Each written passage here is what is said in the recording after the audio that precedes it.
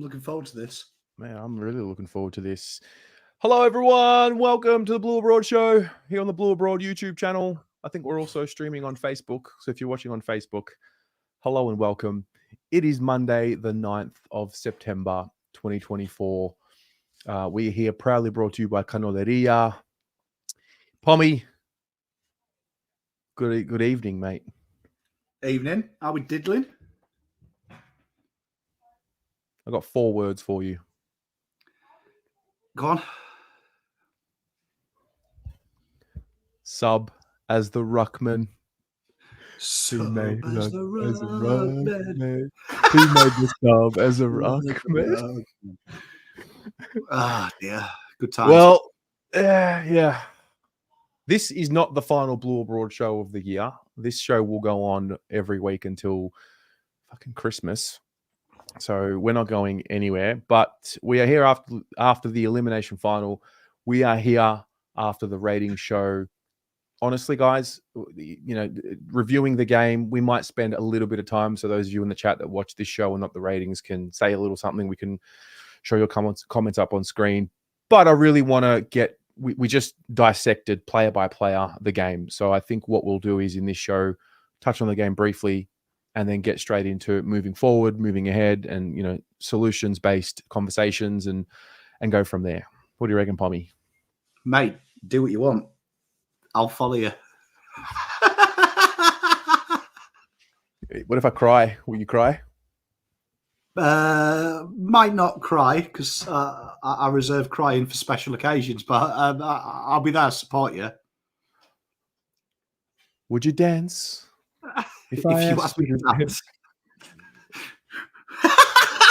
But whatever happened to Enrique Iglesias? He just fell off the earth, didn't he? Didn't he marry you run and never look back? Would you cry if you saw me crying? Would you save my soul tonight? We needed a hero, didn't we? Yeah. Oh, well. Yeah. Okay. Jason, no tears left. True. It has been a long year.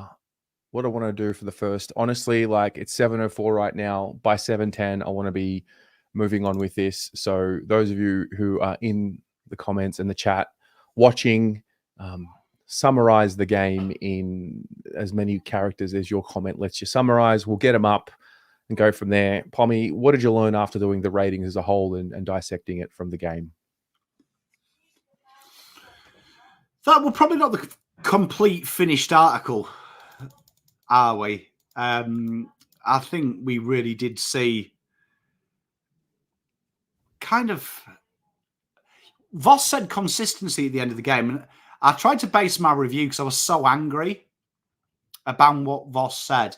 And I think when you look at what Voss said, the consistency word is the new thing. I think you really saw that the one thing we're consistent about is when we're bad, we're incredibly bad. And I think that's one thing that I've noticed in the final series. Even Port Adelaide, I put them in the same bracket. When they fall off, where the other side's genuinely put themselves in a position that when they're at their worst, they're stable. When it goes wrong for us, everything falls off. And it falls off not slightly, it proper falls off. Like that first half, let's say it as it is, that was 2018. That first quarter was as bad as anything you'll watch in 2018. It was one-way traffic where we didn't even look close to the level. We didn't even look close to the level. If you told me that was round 0, I would agree. I'd believe you. I'd say maybe they've just trained too hard. But everything that went wrong, man-on-man was bad. Matchups were horrible. Tactically, it was inept. It didn't feel like a final. Even the easy stuff they didn't do, the tackling, the pressure, the being in and around the ball. And it felt really, really... It left a sour taste in my mouth because I don't agree with Voss's mantra of contest and pressure because I think that's effort. That's part of after your system. But he didn't even have that. and I felt really lost. And honestly, we're going to do some real fun games together because I want to try and cheer you up. But I felt that it was a sour way to end after 2 years of playing finals. It was a sour way to end. You wanted to kind of be happy we've done it 2 years in a row, but after round 24 and then that together, it's really sickening, isn't it? Yeah. Like for me, sickening. Yeah. I think. I mean, I know from my personal experience was spoke about logic and hope and magic. Expected, wasn't shocked that we lost the game. It's funny with Carlton. Like even when you just deep down, that you're only a tiny chance to win a game, and you sort of temper your expectations. They still find a way to completely disassociate and disappoint you. So when they got down by 60, I was like, well, I expected, to lose to a degree, but didn't expect that to go down the way it did. It's just shit.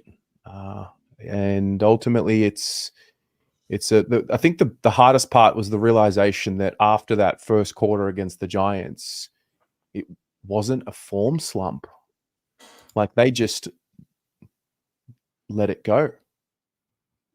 Standards dropping, habits dropping, whatever it was. And I don't think we saw a resurgence. I know that we played well against the Eagles and saw some spirit. And I know the Saints game was always going to be tough, and we gave it a crack in the fourth quarter, but just not good enough, and a wasted year. Is anything a waste if you learn from it? No, but I mean, we've done this before. 2022 was the year of habits and learnings, and the little 1%ers make the difference. And just to have that conversation rear its head again, just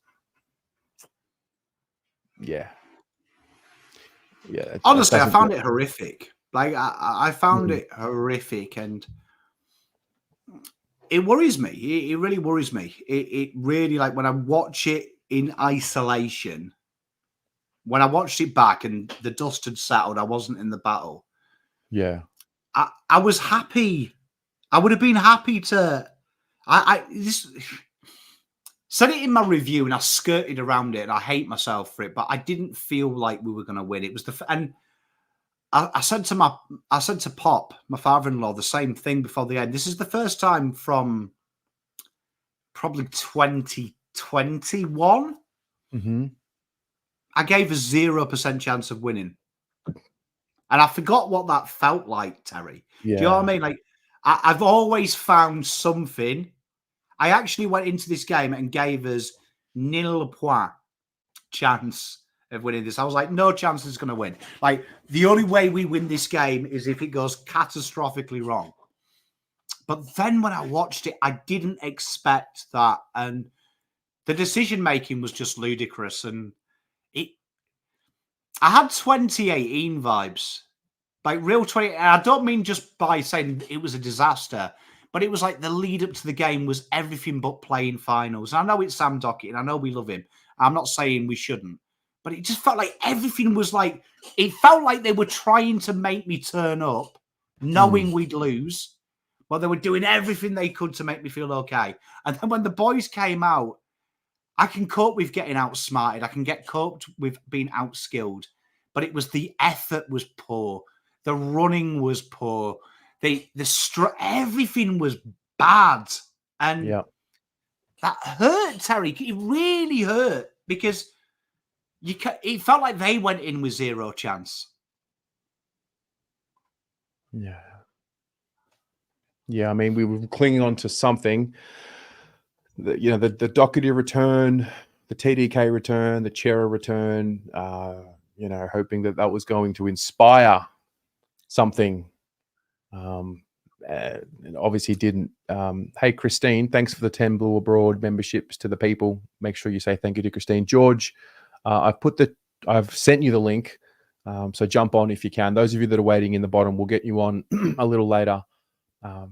But George, feel free to jump in, mate.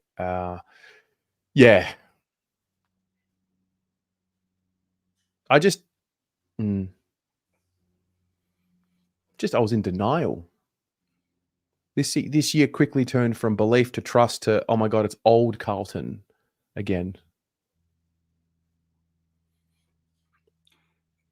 It's fascinating how I've been deep diving, because obviously it's off season, so I kind of want to fuck Carlton off as soon as I can Yeah. to give some love to other clubs in the trade and draft. But this is like a real fascinating thing, because I'm like, what has happened? And started to watch the games again from round 0. And what I've been trying to do is go round 0, round 24, round 1, round 23. So you can really see with your eyes.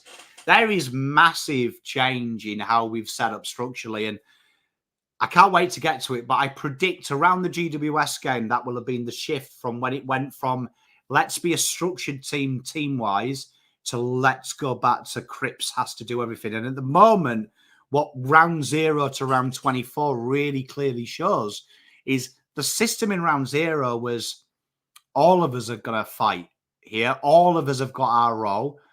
Even though you're better at it than me, no ego here. I'm going to do my job and you're going to do your job, and hopefully it works together. Felt like we'd really gone back to that aces in their places. And people say Voss picks favourites. That I ask a more intuitive question. Why is he playing favourites? Is that lack of trust in the players? Is that the things that the players do in training? Is that their feedback? What is it? Like, why has that happened? Why has that occurred? What has gone on? And you know what I think it is? Pressure. I think Voss is feeling the pressure. This is big time. Well, yeah, Luigi, it's a good point. Hello, Mum, all the way from Greece. I'm glad you're enjoying yourself. BA Mum. Yeah, BA Mum. H. Degani. That leads me to another question I want to add to it, because I don't think we touched on it I didn't touch on it in my review, and we didn't touch on it in the ratings. Vossi going back into the box, is that part of that conversation? Like all year, steadfast on being on the ground, and then the last quarter in the box, is that part of the pressure conversation? I don't know. Is it related? Is it just a coincidence that he happened to go into the box? Is there a deeper meaning to it? Is there a nothingness to it? Is it just he wanted to see things from a different angle in the fourth? Like,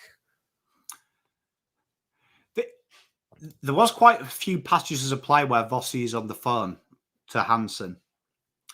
And my gut feel in the game was one of two reasons. One, maybe that vibe for a whole half of Kennedy looking at him maybe was affecting the players, because I wouldn't have wanted to sit next to near Kennedy, because every time you look at him, he looked like he was going to stab someone. Like he was in that mode, Kennedy, where if you said one thing, you might get punched. So I kind of think, did you want to push him away?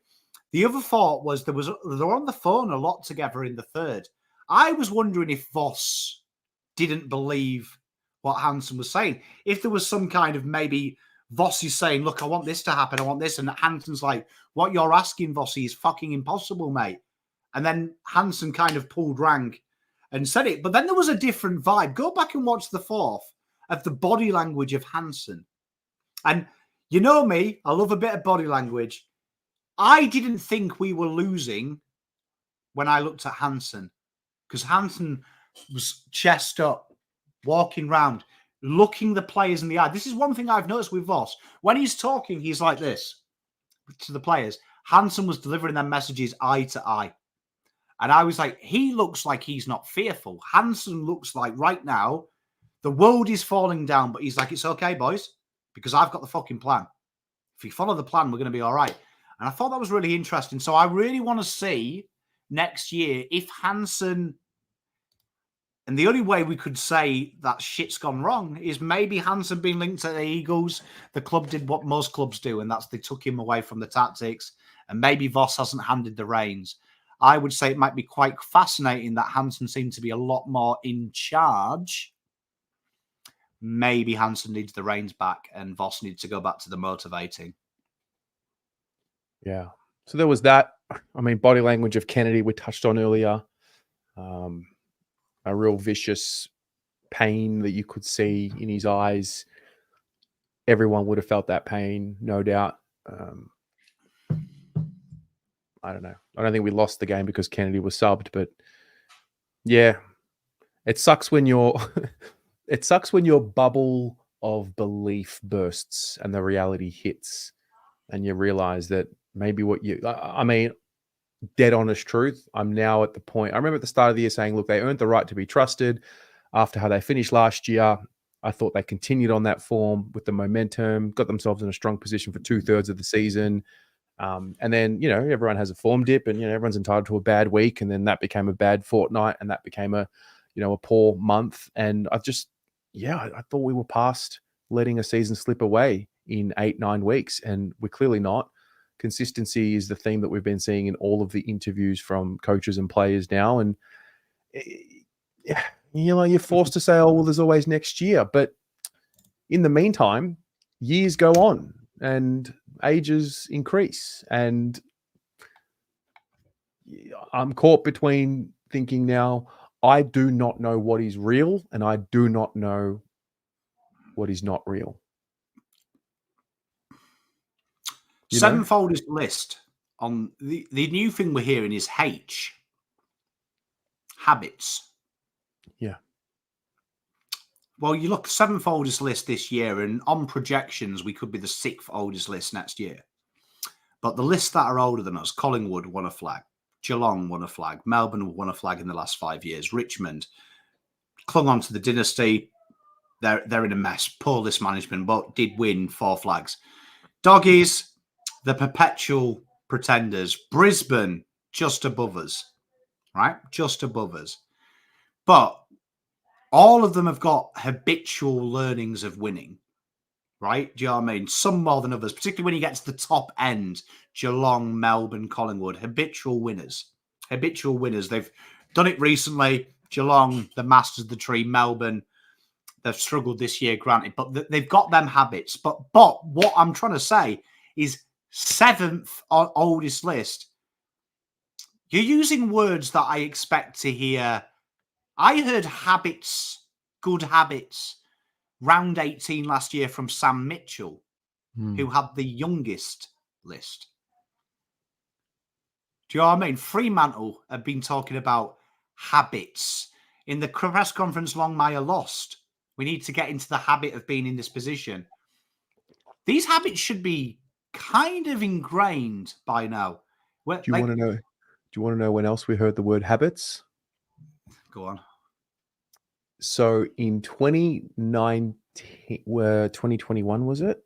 If you go back and you watch the compilation of the year for 2021, there's a little clip in there. No, when I'm doing the David pick up the phone rant, there's a little clip in there when Andrew Russell was signed, and he says, "What I'm looking forward to bringing to the Carlton Football Club, high performance, this and that," and he said, "Better habits." Yeah, and I don't think you can get habits the way that we flip-flop. Yeah. We really flip-flop from, even in list management, even in the way we pick the team, even in the structure around the ground, the makeup. It's like something works, and the minute it doesn't work, we change and go to the next thing. But then we resort back to the old way. And I find it fascinating that, having done so well last year, having gotten a little bit older, having got into a position that, even though take the injuries out of it, this year hasn't been a linear. Our best football was when we had more injuries. That when we were manufacturing something and we all started to get a bit excited. I really find it fascinating that we've really come at the end, and suddenly now there's a fear. There's a fear of this most divisive I've seen the fan base. Oh shit, sack Voss. Oh, you can't sack Voss. Oh, we've been rubbish for 30 years. Oh, we played finals 2 years in a row. We're really scared as a fan base to just say, still love the club, but this was shit. Nothing happens.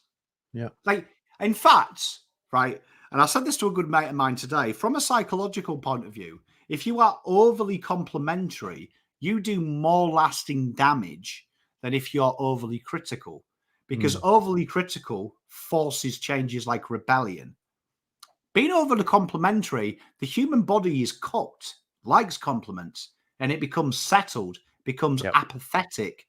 And apathetic is almost as hard to reverse as being completely sheltered, being completely submissive. So it's a real thing for me that we've got to look at here, and it's okay. We weren't good. It wasn't good enough. 8th isn't good enough. You look at the injuries outside of TDK, which I'll concede, it was horrific. The injuries weren't really that bad. We negated 90% of our deficiencies. The fact that 7 of our last 8 losses were because our midfield got overrun, nowhere else. But the midfield had no injuries. Do you know what I mean? The midfield got worse without one player, TDK. And that was a failure to adapt. A failure to adapt. And it's fascinating. I think that we've really exposed them shortfalls because TDK can't do what TDK does. You know, when people are saying, oh, TDK's been missed, he was all Australian form before he got injured. But 5 weeks before that, people were having the debate on this very show, getting really theatrical. Nah, Pearnett's better than TDK. TDK's weak. Nah, TDK's going to be the next Dean Cox. What happens if he has them 5 weeks where you're not too sure? Is my question. Because he can't 100% be TDK all the time. No player is. Gorn has shit games. Grundy has shit games. So we've got to get smarter. Yeah.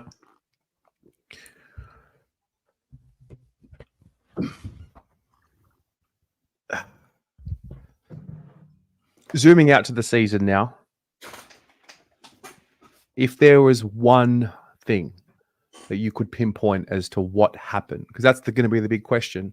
I don't know if the club will come out and answer it and do that, but I'm sure most journos will be asking. We're all going to be asking. Right now, we're going to do a little exercise in guessing what happened. I can take the points around selection integrity and all of that, but like, does that really disarm the strength of the position that we were in? Is that really enough? Just with like a couple of selections, like Chera and Cottrell coming in, is that really enough to derail the season? Was there something that happened internally that was done that rendered things to the point of no return? Or is it just a sum of little things that came together? Like, what's your best guess? Because now you look at it, it was the final third. The first 2/3 of the season, I think, were good to great. And the reason why I say that is because we overcame injuries, like you said. We mitigated the injury crisis. I think there was 13 on the injury list. There was a spike. We overcame that. We won games. We showed grit, determination. We showed good coaching. We saw moves. We saw an ability to adapt. And then the final third was just, a fall away. So what's your best guess as to what happened? I think we overcorrected. Overcorrected. The game plan? You mean like after Sydney type situation? I think that some of the writing was on the wall. If you go back and watch our reviews and previews, particularly where we do the data, you can see trends appear very quickly as we were adapting things. But I would say a big thing is I think Voss really overcorrected, and it was about round. Let's have a look at my notes. About the Collingwood game, I think is the most fascinating game because we went on that just after we beat GWS. Geelong found something in the stoppage and they had their best stoppage thing. And then there was the article leading up that Carlton a massive stoppage game. This is the weakness of Collingwood. And Collingwood did a number on us. And then after that, it felt like Voss really, really focused it. And I watched the Melbourne game a couple of weeks ago leading up to the Sydney game. And you could see that the big talk was, this is the test for Carlton. And we went right back to that old school, flood the corridor, how we used to play under Ross when he first got here, where we were excited because Cripps started to become superhuman again. And we really went back to that like real blue-collar, rugged football where it wasn't skillful and it wasn't that slingshot ability. And then what happened? We went against the Sydney team. And I think this is where the panic happened. Sydney were flying. Yep. Flying. Carlton went into that game plan with, we're going to contest this ball. We're going to make it fucking hard for you little fucking wet wipes who play football. And what did they do? They were the first side that executed the role of take the extra Carlton use by using row bottom. And all row bottom's got to do is check Cripps' run, slow him down a little bit to help when the ball doesn't go to him. And Chad Warner came from the side, destroyed us. Absolutely destroyed us, towed us up. 7 goals, 2 from Chad Warner and Heaney from stoppage. Absolutely decimated us. And then that pattern kept re-emerging.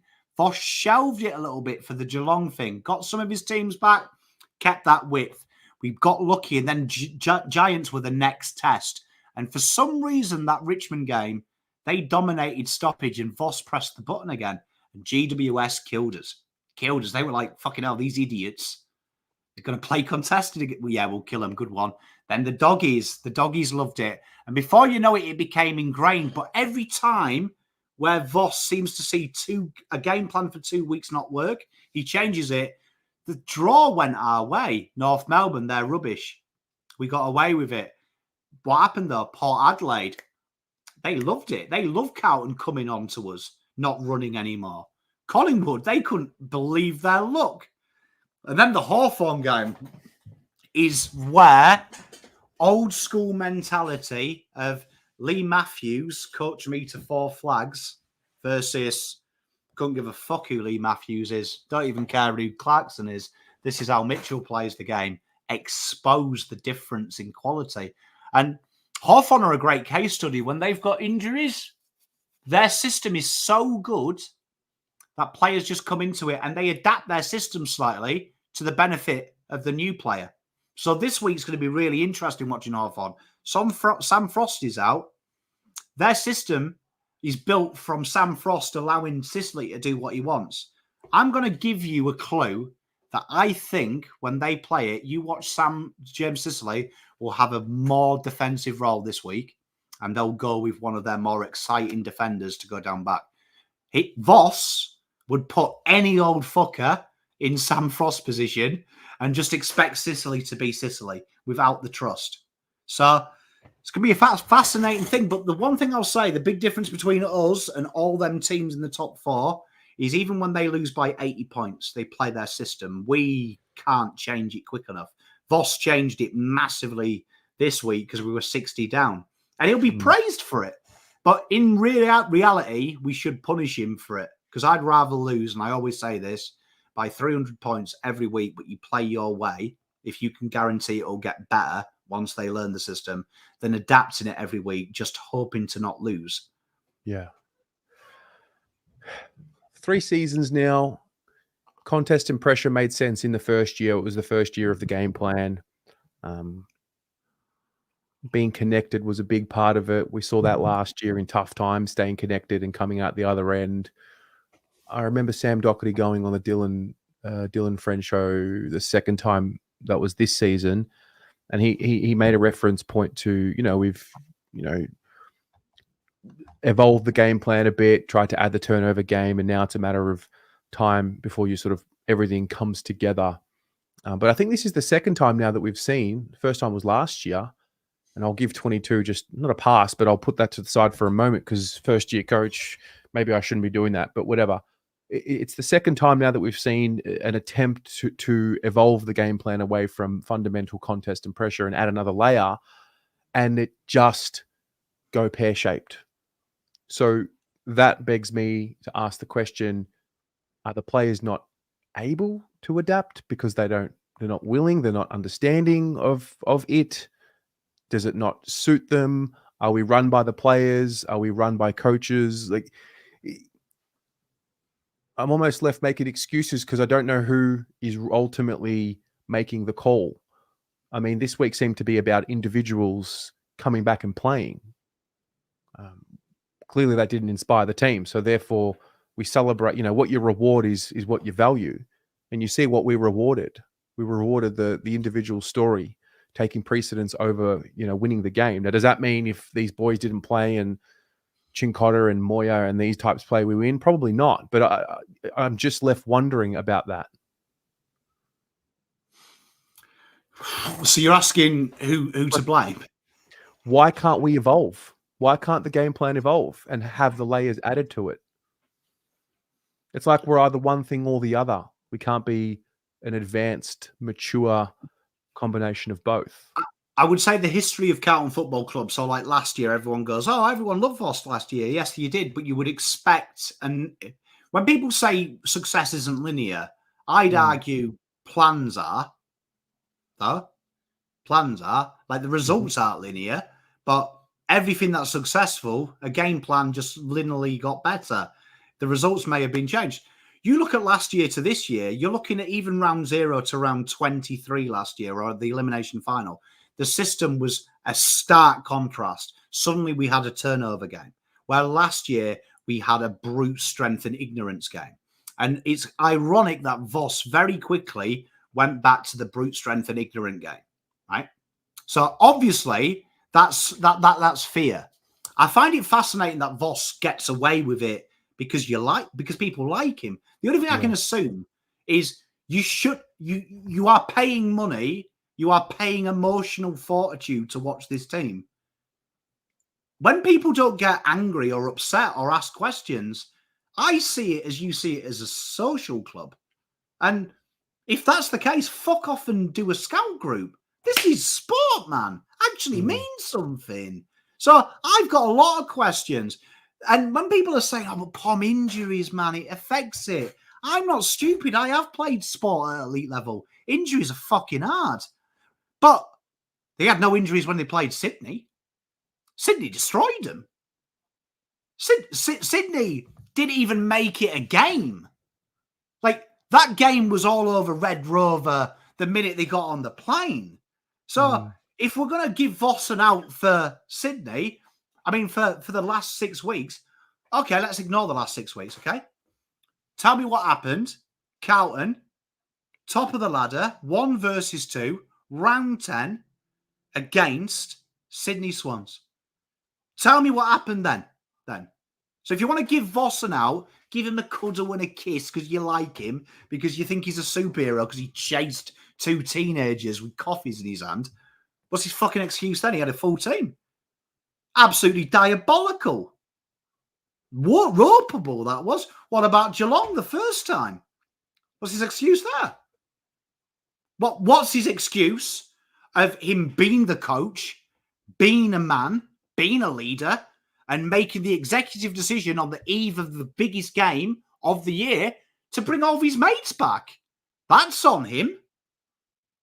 The players, if the players aren't trying, this is another thing that annoys me about team environment. Ask anyone who plays team sport. If the players don't put out, yes, it's their fault. But who gets sacked at work when a team doesn't perform? So when I was working at that sales company before I finished, what did I used to say to you? I don't sack the staff.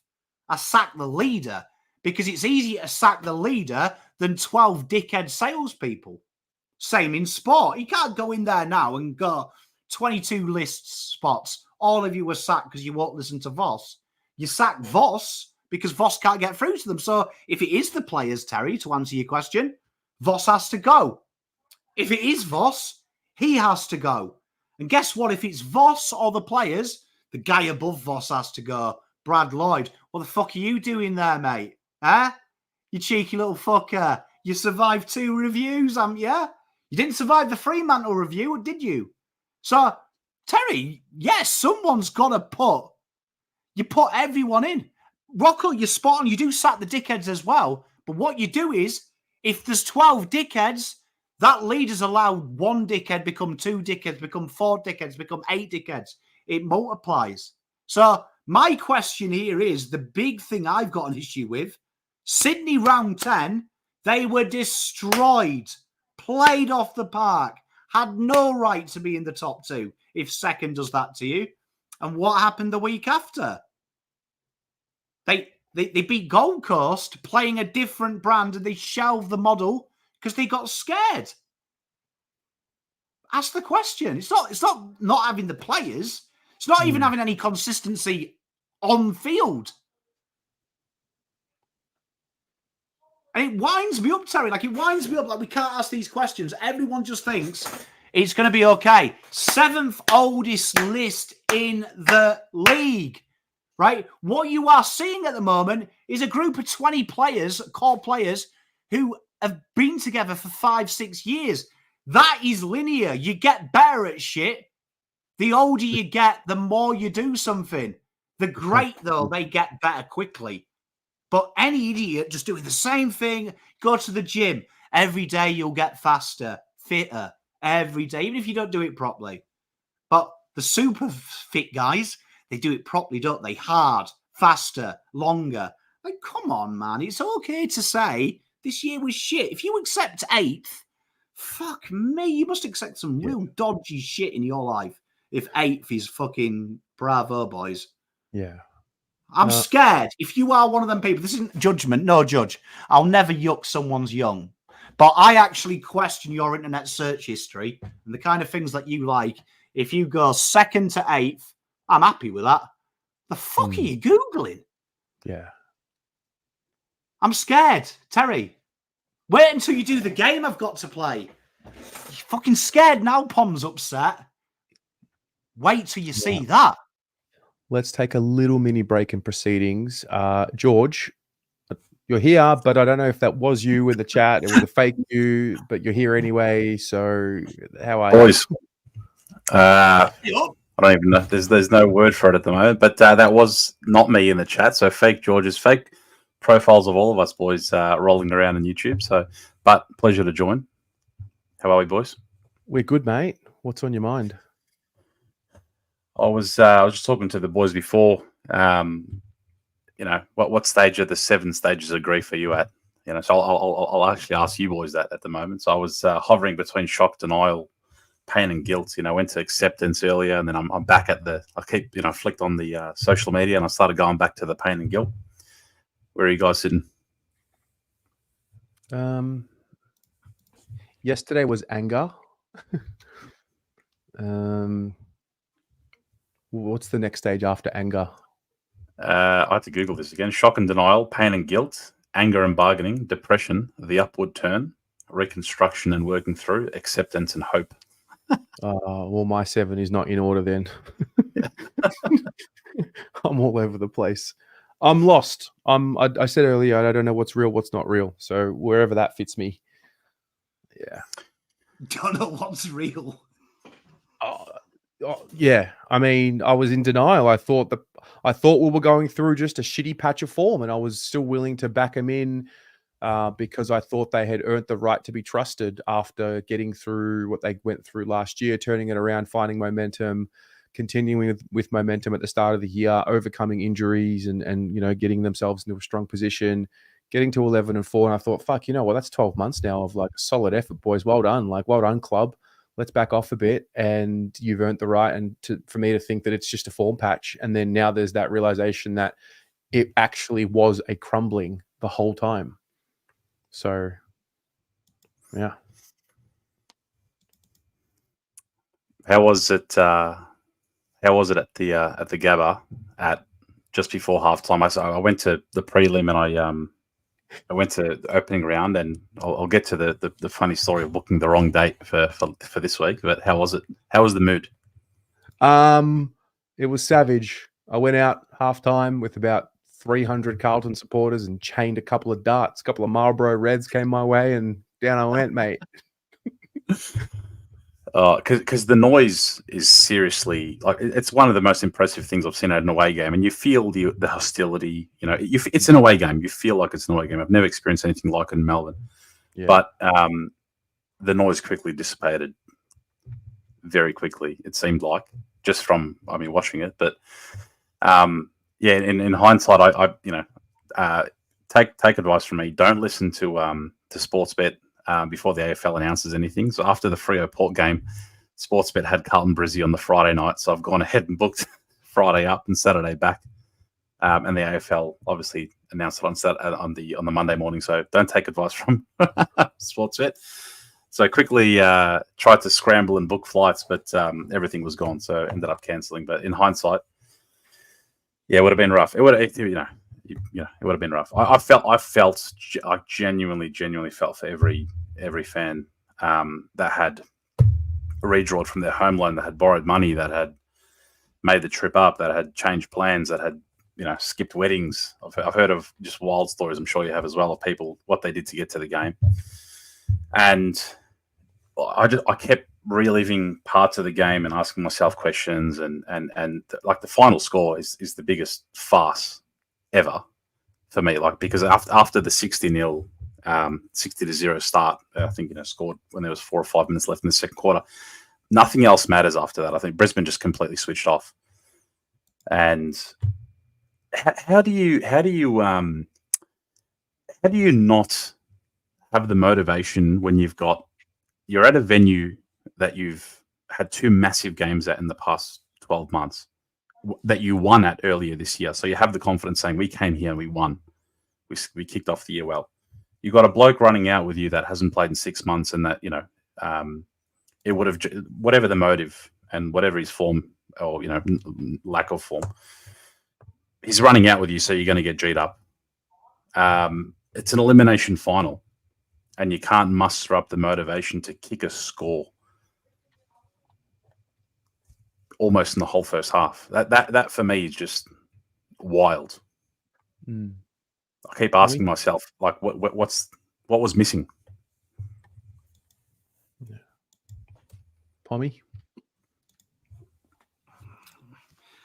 I think the plan was everyone has a plan until you punch in your face. Brisbane punched them in the face quickly, and I think from that game, what we've been talking about before you came on, George, they were chasing it. They were having to come up on the fly. Nothing they were doing was working. And I think you actually see there what we're trying to talk about, that this club is very reactive, very reactionary, in the fact that I think Brisbane outsmarted us, outwanted us, outwilled us. And I don't buy into the whole dog playing is going to motivate them and things, because if that's where we are as a football club, they're more weak than I think they are. If they need for a final dot to play to make them better, we're incredibly weak. Clutching at straws there. Yeah, we're never winning a flag. That should be the icing on the cake. These boys should be like, I'm winning the fucking final if Doc plays or not. And then Doc plays, they're like, you know what, boys, I'm dying today. I'm dying for it. And it's fascinating. And it's little things, I like using fans as an example of the club, because I think I'm a firm believer, 38 years old, in England, you see it all the time. Fans reflect the apathy and the reflection of the club. So, like, Johnny here, great member of it, so I'm picking on you. But use this as an example. These are the issues with the football club.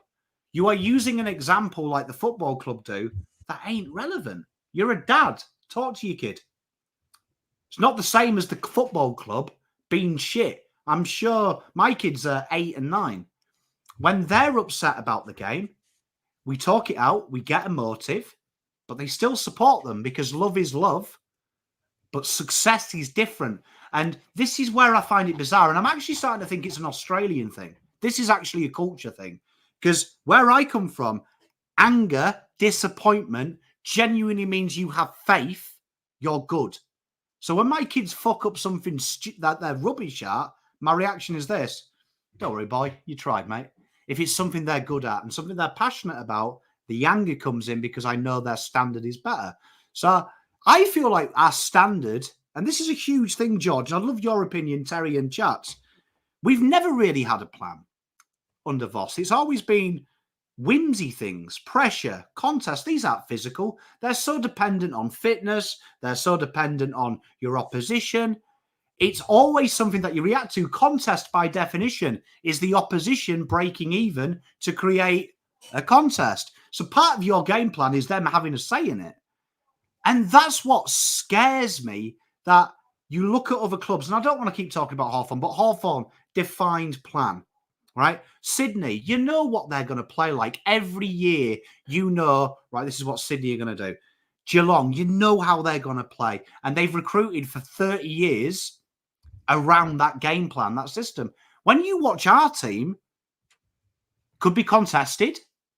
Then we've got that wonderful spread against Geelong. We absolutely tore them apart. Then we've got that horrible slingshot football where we bomb it down the wing, bring it to ground and hope it works. We've got the overload forward pressure in the middle part of the year where we covered our shit inside 50s by hoping we have 50 tackles inside 50. You never know which Carlton could turn up. And everyone I spoke to against Brisbane, if we play our way, we've got a chance. And I'm like, well, what is our way? Is it the long bomb? Is it the spread? Is it the contest? We actually don't know what we are yet. So I think, to answer your question that you asked at the start, George, before you got me on a rant, that's why we lost 60-0.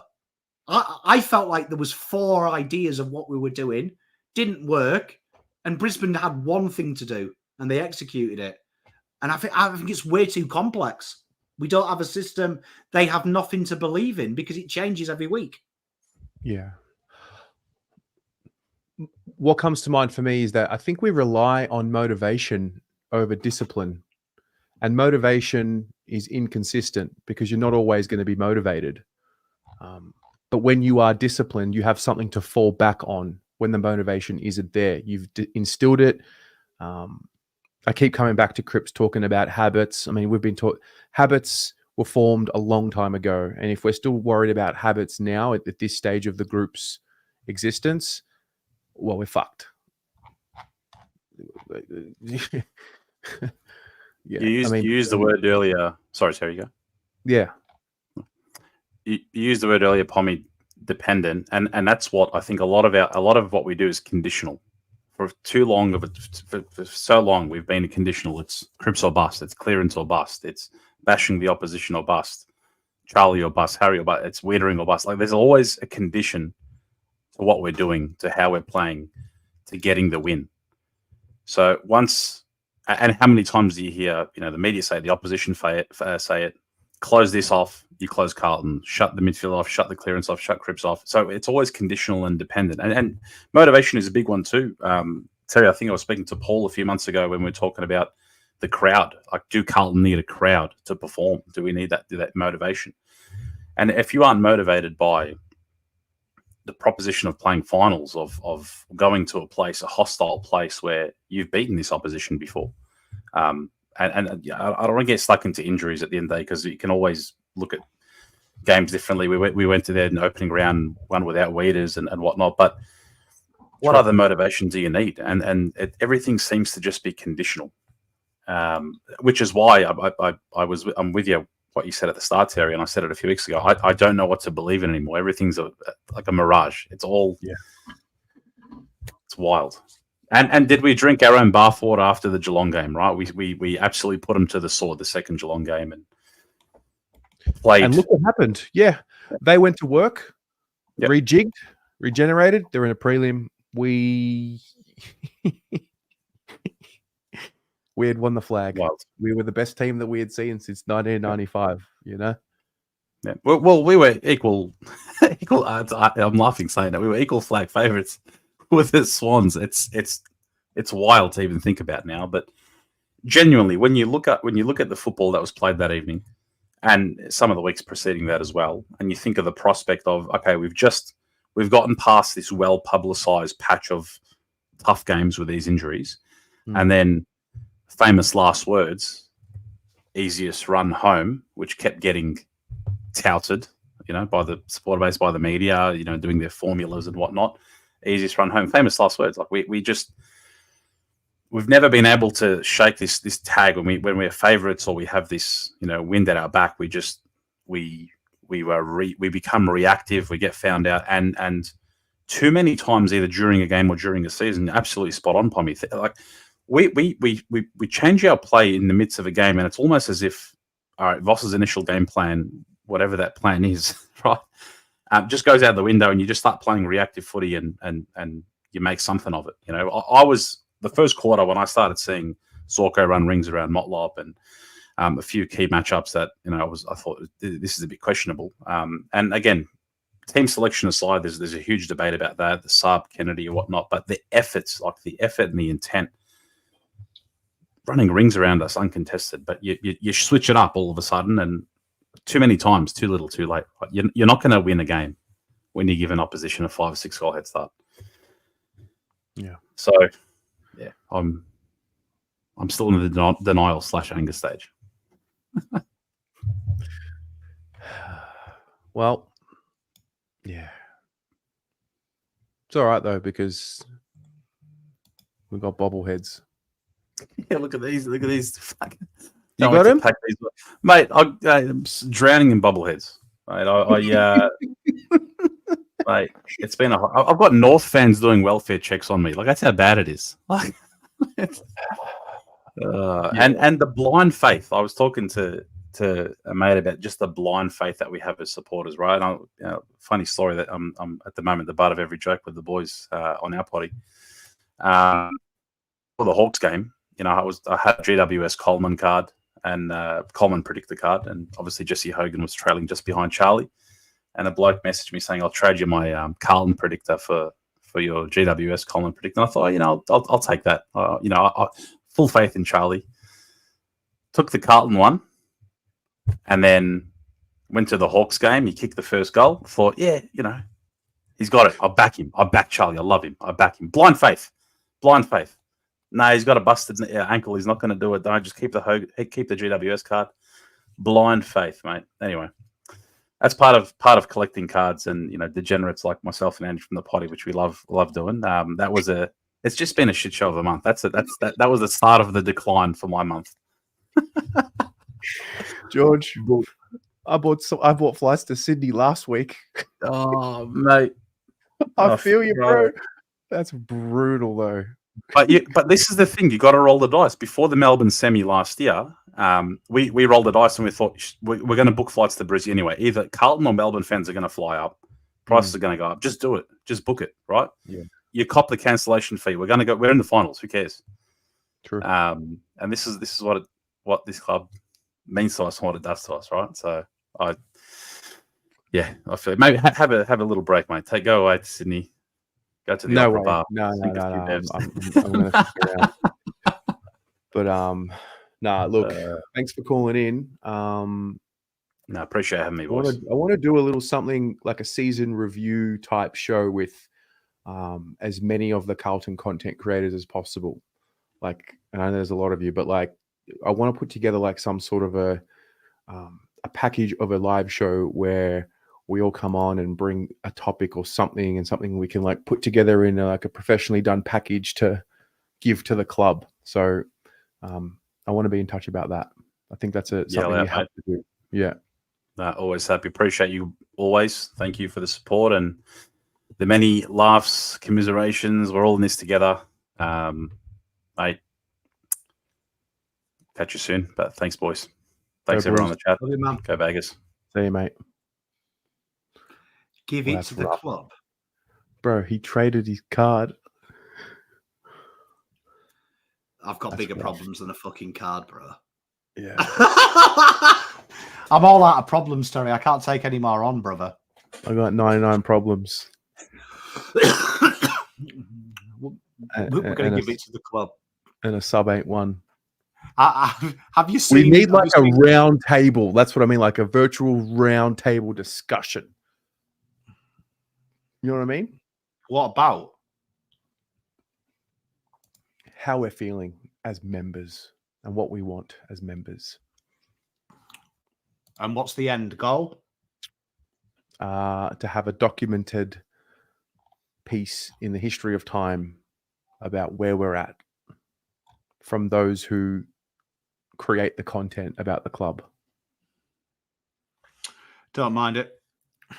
In other exciting news, Luke Sayers has emailed you. No, he hasn't. He has, I promise you. I'd never lie to you, Terry. You would never lie to me. I haven't received it. Is it in promotions? No. Is it in social? No. It might be in spam. Hang on. Be funny if Mine it was in spam. I just saw people messaging. I don't have it at the moment. I mean, I've given my email in a number of ways. I don't. You want to read it out? Like, you want to Okay. send it to me? I can read it out. You can read it out. Okay, let's do it.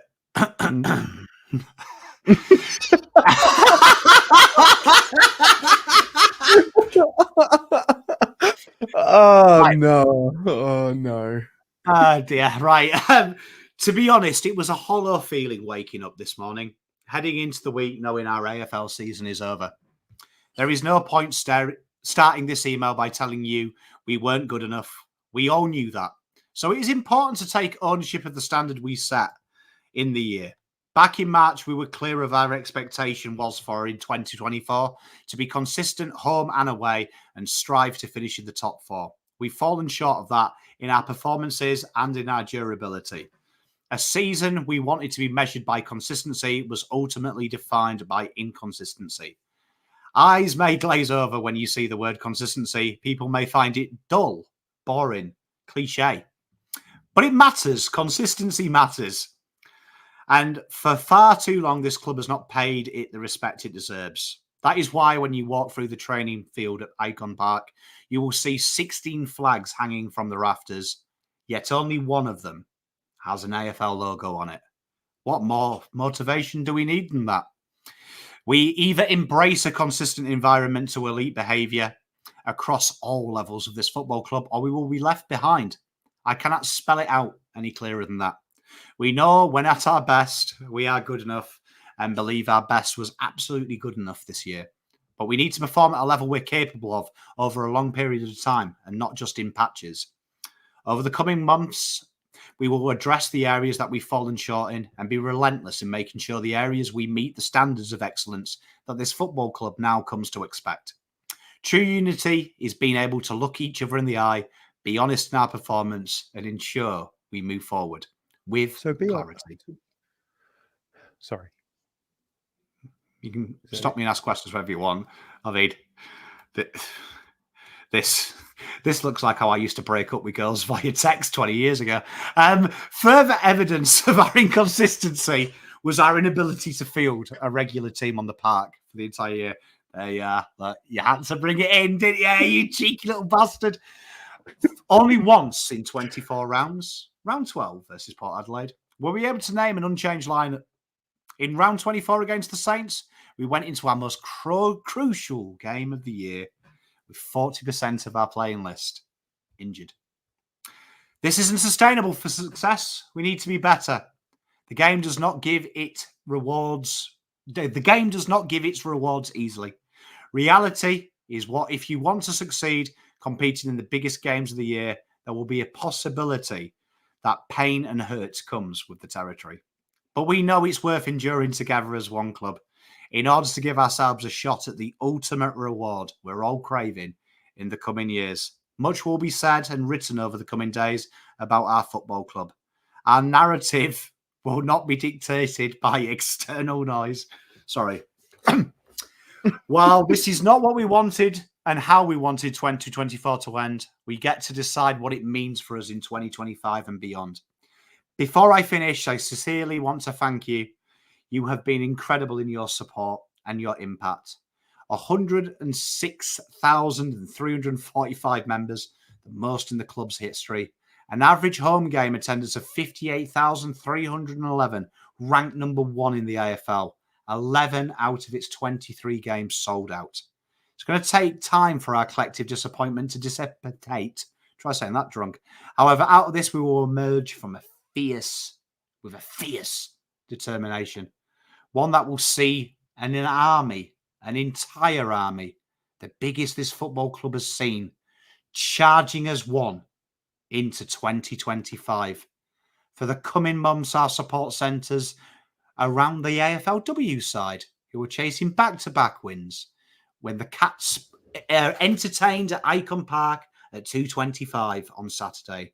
This group has put in a mountain of work in an extended pre-season this year with senior coach Matthew Buck, Kieran Petterson, and all the players and staff, and we wish them well for the remainder of the year. So please take care. Look out for each other, baggers.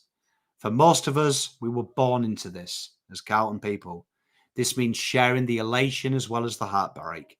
But no matter what, I am proud to share it with you and steal your tax. That's not there.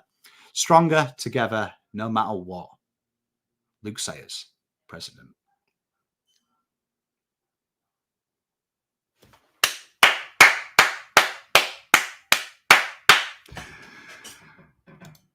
What a fucking tit. You know what? A couple of takeouts from Pom here. No excuse. High standard. We drive it. And then he managed to use a good 40%, adding injuries in all the excuses he could find. That's quality. I rate that. Honestly, if you're going to piss in my pocket, at least tell me it's raining and give me an umbrella. Come on, that's funny, mate. Don't cry. That's legit brilliant. I'm not crying. No, but inside you're dying inside. Like, just that's Terry, that's brilliant.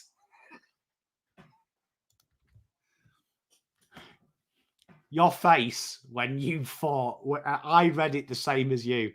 When you saw and you heard me say, when you walk into Icon, there's 16 flags. Your face was mine until he added the AFL bit. I was like, the fucker's done it. He's added it. No. It's just a game. It's just a game. It's made up rules. I hope that that's not the only communication we get. Like an email only in text would be Mark LaJoy to share areas. I don't know if anyone else has got this as well. I don't know if this is just a mistake because obviously I've got the boys and stuff, but I've received that email with my name twice and once in my spam. So I don't know if they've accidentally clicked send a few times. Can anyone else confirm that? Or am I just very fortunate that the club happened to, as I was dissing them, send me that email? Well, I got kicked out of the club by security at the open trading, so maybe I got moved off the mailing list. It's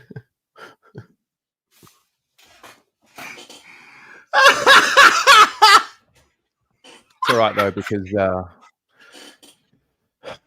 though because one of the fans called the boys mentally weak, and that's offensive, mate. And yeah, good luck taking a picture with anyone if you do that. I mean, look, let's be honest.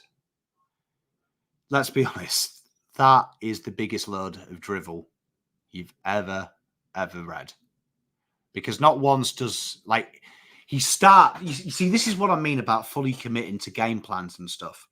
Even that email was kind of, I dipped my toes in the honesty water.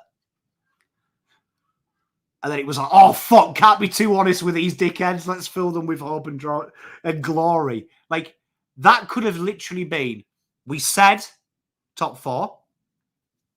We finished 8th. We need to double down our execution on the basics and be a consistent football club that is elite internally and on the field, because the standard is far too short of the top 4 sides in this football club. We can't wait to see you in 2025. We're going to go to work after a break. Enjoy your Christmas. Peace, love. Luke Sayers. Go Blues. That's all you need. You don't need this fake go and see the AFLW goes. No need. We don't need to hear about who. If you care about our membership tally, wrong. No one cares. You win games. Like that's actually hurt me, Terry. I was actually going to be nice. Now I'm back to being a dickhead.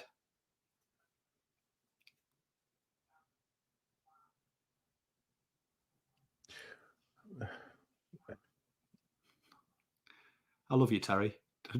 Terry. I haven't seen Terry's face like this since round 12. Let's just play the game. You have a game for us? Don't know if I want to.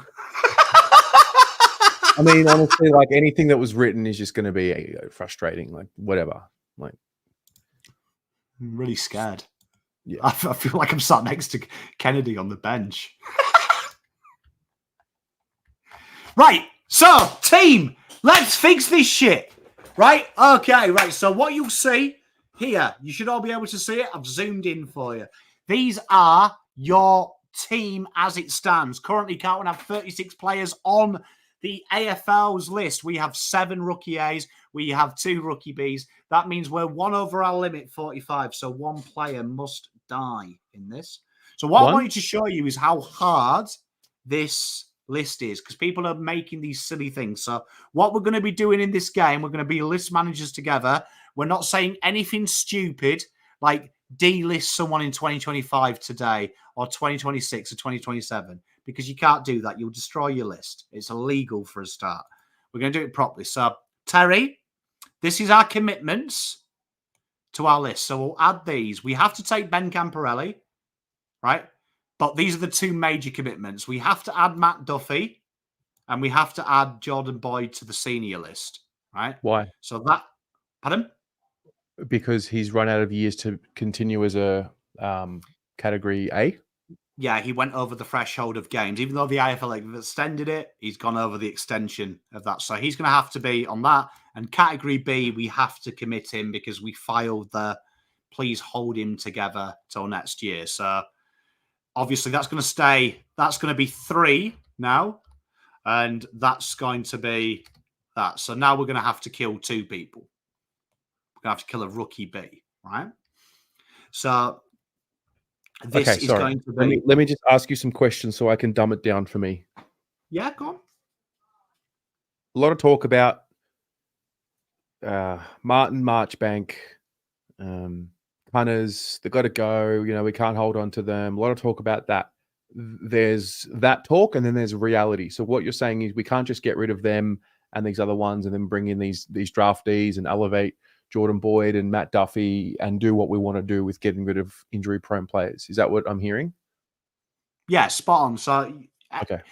So these players here are the people who are out of contract right now. So they're the people you can legally do something with, right? Without having to seek trades. But there, if you want to, all them names on that list, you've got to make a decision this year. You can ring them up and just say, look, don't come in Monday morning. You're all fired. You can't do that. But let's see what we can get for him, because you're going to see some problems. We're going to do this together, Terry. So Jack Carroll, non-restricted free agent, which means the only way he can leave is be delisted and picked up in the draft or traded for. There's no compensation picks. This is a fair trade, right? Bearing in mind right now, we need to kill 2 people to make our list even. And right? We have to choose from that list? Well, no, you could delist all of these if you want. But no, you're saying, Terry, yeah, would you keep or delist? Out of the ones listed under to decide? Yeah, we'll just go through them, but we'll just keep delist. Okay. Well, I don't believe Marchbank will be there next year. I think it's just a horrific situation. I don't know if his body has it to withstand, and I worry. So there's one. We'll do the kill ones. Who do you want to kill? Not kill, but like you're asking me who we delist. Delist or trade. So delist or trade. Yeah, or keep. Keep, delist, trade. Okay. Sorry. Keep, delist, or trade. We'll start from the top. Jack Carroll. Yeah. I think you keep him. Okay. So he will stay on the senior list. Yeah, let's do it. But if somebody asks the question, I'd entertain it. Okay. Jack Martin? Trade. Delist? Trade. Okay. Marchbank? Trade if possible. Otherwise, I don't know if, He's an unrestricted free agent. So remember, from last year, he's just a value of a contract. There's no value. Okay. Connors? C. Marchbank.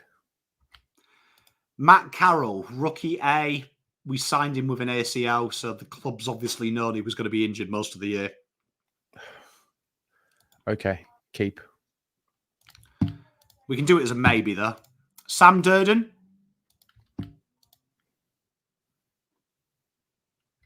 Can you find someone in the draft or can you trade for someone? Unfortunately, that UFA means he can't. It's basically just the contract, so. Well, then he needs to stay. Oh, you're going to keep him? Well, I mean, one of him or Marchbank you would think has to go. And Okay. okay. Dom? No, I like it. You're list manager here, mate. Dom? How long's he been with us? Like 4 or 5 years. I haven't seen anything to suggest that he's close to impacting at the level. So I don't know where that. Yeah. I'll do it for you, even though I like him. I'll kill Bambi. Matt Owies. You keep. And Alex Murkoff. He's currently a rookie A. So he would he counts as having, he has to come onto the list. No, he can stay forever. Or he can stay for another year. All right, I'll keep him on the rookie A. Okay, right. So let's do that. Let's change this. So Jack Carroll, we've kept. All right, we've kept Jack Carroll. We've got rid of Drat Martin. Look at this. This is interactive, Terry. How good's that? You get interactive here. You don't get this on other shows. We're fully automated. Matt Carroll, you've gone rookie A. Sam Durden, you've gone rookie A. Always you've kept. Dom Aku's gone. Okay, Dom Aku, where is he? Okay, so if you do that, Terry, currently you've still got too many people. Too many. See how hard this is, right? So wait, sorry, I lied. I was reading the wrong thing. So currently at the moment, you've got 3 spots. 3 of them are senior spots. Okay. Right. So that's 3 draft picks. Yep. And also, have we changed Jordan Boyd on this thing? Oh, wait, there we are. So we have to do that. So when we do that, we've got 4 spots. We've got 2 spots to get minimum on the senior list. And we've only got 2 spots in total, list size 44. Right? So we've already committed to Ben Camporelli. If he nominates with us, that's 35. And Nick Haynes. Okay. Is there. Okay. So in that case, can I get rid of Sam Durden if it means that we get Nick Haynes? So if you delist Sam Durden, what does that do to the list? So you see now, look, you've got 5, right? So this is going to be 2 because you've got to take Matt Duffy, right? This is the problem. Rookie A, this we'd have to take one of our VFL boys, one of the Camporellis, hope they slide to rookie A because Nick Haynes will be ineligible for the rookie A deal unless he slides all the way to the rookie draft. Rookie A is a pick after 40, is that right? Yeah, it is, yeah. So we would need Ben or Lucas to slide, both of them to slide to after 40 in order for them to be put on a rookie A list. Wow. So it's, yeah. I kind of wish the club didn't create a song and dance about how good these boys are going to be. Anyway. Well, this is where you've got the thing, because you see here, this is why, and the purpose of this chat, and you, Terry, is these are the 2 that people are talking about. If you can see here, look, if we got rid of these, so it was 32. Let's just say you traded them. You've got a massive issue here because whatever you get for these 2, this guy here is scheduled to go for pick 28 at the earliest guess. That would kill all these picks, would mean Carlton would only have pick 11 and anything 28 plus, we'd have to get a pick for these guys. That's an early second rounder at worst. Jack Carroll, you won't, right? You're never getting anything better than 30 for him. Matt Owies, maybe, but traditionally small forwards don't go for a lot unless they've got 3 years in them. So you see how tight our list spot is? Because look at the trade target. So far, that's 3. People want another key. Ben Camporelli. Lucas will probably be a rookie, but when people are talking about Dan Houston, with this list here, we've got no value to trade out other than good players. We're in a precarious spot. This list, this is why I get angry. This list makeup is conducive with the side that is in its window to win a flag. Yeah. It means it's So ended. basically, what I'm hearing is we're rolling, we're licking the finger, going again with the list because McInnes is going to come in and make everyone not injury prone. Well, you're spot on because if we take the players that were suspected to take, you're looking at Nick Haynes coming in, Ben Camporelli, Lucas as a rookie. The list is full, and that's if you without that's and then to get more space, you'd have to sell Matt Owes. What are genuine? Fuck, like what? What if you? Okay, so what's a reasonable? What makes a valuable trade chip?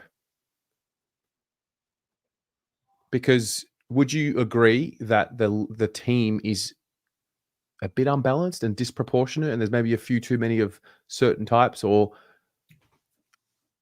I mean, in my mind, but like what you're saying is, Terry, we'll go through it quickly.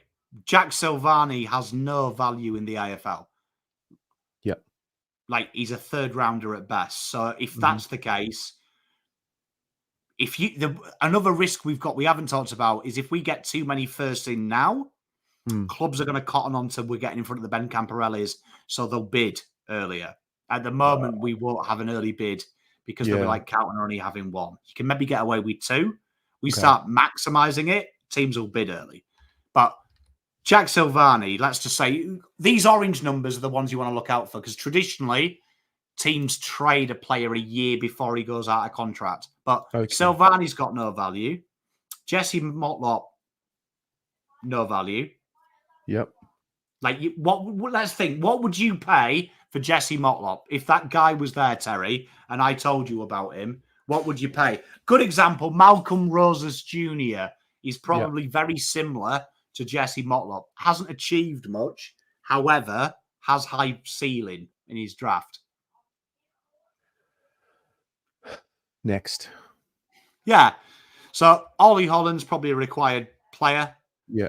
Adam Sherritt. So this is fascinating. Let's just say he's on 650k. Okay. Injuries wise, what would you buy him for? Well, so bearing in mind teams with lots of list spots, Richmond being mentioned, they have to fill 8 list spots this draft pretty much. So for them to give a good pick, it's got to be better than the draftee. And Motlop isn't better than any of the forwards in the first round. So they're not going to go with a first or a second. I don't think trading Chera would be the right move. I do believe he is. I just think he had a bad year with hamstrings. Yes, personally, I think he's made of the right stuff. But I understand for the purpose of the exercise, like he's got currency. I understand. What about Zach Williams? Again, what value would you say Zach Williams has? So bearing in mind he's got a high salary, so that's got to be taken into account because he's got no reason to move. So if you ring Richmond now and say we've got Zach Williams for your kids, he's got no reason to move. And the PFAF and the Players Association are very strict on this. Very rarely do you see players leave in contract for less money unless there's a reason. So you're hoping a team pays his value. If it does, it lowers his value. How much would you be willing to pay? Like, to offer a club? Like, if Richmond came in now, how much of his salary would you pay? Half. Okay. I reckon you might get a second. But again, remember the rule. Because of the Camporellis, you might be pushing getting it. Because if his injury, it's not like Jack Bowes, who was always fit. He's got an injury. He's seriously injured. No, the reason why I say Zach Williams is because I don't think there is a a locked in position for him. I think we've given up on the halfback dream. I think we've given up on the midfielder dream. I think we've now given up on the halfback dream, and now I think we're trying to create him as a forward. But then he went to halfback in the final, and that when I've seen that happen, that generally means we just don't know what to do with him. So that's why I asked the question. Yeah. No, I think it's a great question. My answer to it though is you've got to create value. So like, it's funny because I do this draft content for every club. Every club overvalues their player, and the best way to fix it is say that guy is available. This player, what are you paying for him? And then they change their mind. So like my issue with Zach Williams is even if you paid 80% of the salary, he's 29 years old, 30 years next week, right? Next year. Better options, isn't there? What about in a package? I mean, not trading for a pick, but trading for a player.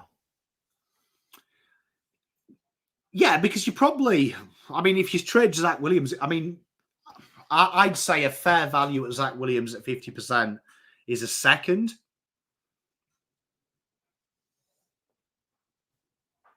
Okay, so we're keeping him next.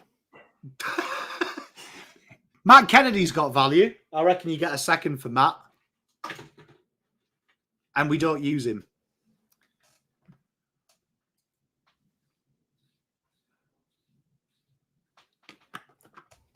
But he's a concern. But you see, like when you look at this list, when people are saying, let's go out and get, and everyone was crying when there were suggestions of Mackay. Can you see why, when you look at this list of players, right? There's nothing really like Rocco talking about Dan Houston. Why? Like, why do you want Dan Houston in this team? If Dan Houston play the scenario out. What would we need to give up to create a situation where we get Dan Houston? We would need to trade a player and a pick, probably, right? I would say, looking at this list, they would want a first. Okay. Whether that would be next year or this year. Okay. Right. And I would say that they would they'd probably be looking at 2 firsts and a second coming back. Okay. So can we offset that with a player? Who? Or is that because what do they require? They don't require forwards. They're probably looking in the key position. Like, I'm trying to play devil's advocate. No, I'm like, I'm trying to be the list man of the other side. Like, I'm telling you right now, if you and then you've also got this issue of look who's out of contract next year, right? Yeah. You've got Ken, you've got Wheater in, you've got TDK, big signings. Okay. And first pick and Lemmy wouldn't get the job done for Dan Houston at all because Melbourne's picks are better than ours. Yeah. Who are also linked with him. Kennedy. So you're saying, okay, Kennedy, Motlop, McGovern, DeConing, Fantasia. Yeah. And like when people then start naming like our shit players, if you think they're shit, yeah, Houston is a good player. And then I'd also say you've got to look at system. So when you're a list manager, does Dan Houston suit the style of football we play? Because Nick Austin's invested a lot of time in quick halfbacks. That's been the new thing. Players that halfback. And then Cowan has been groomed to be the kicker out of 50. Does he suit it? Like, watch Dan Houston play. Do you think Carlton could get him doing what Boyd does? They'd use him probably like Boyd, or his best work is high halfback, which is exactly where Sard plays. So then what do you do with Sard? Right.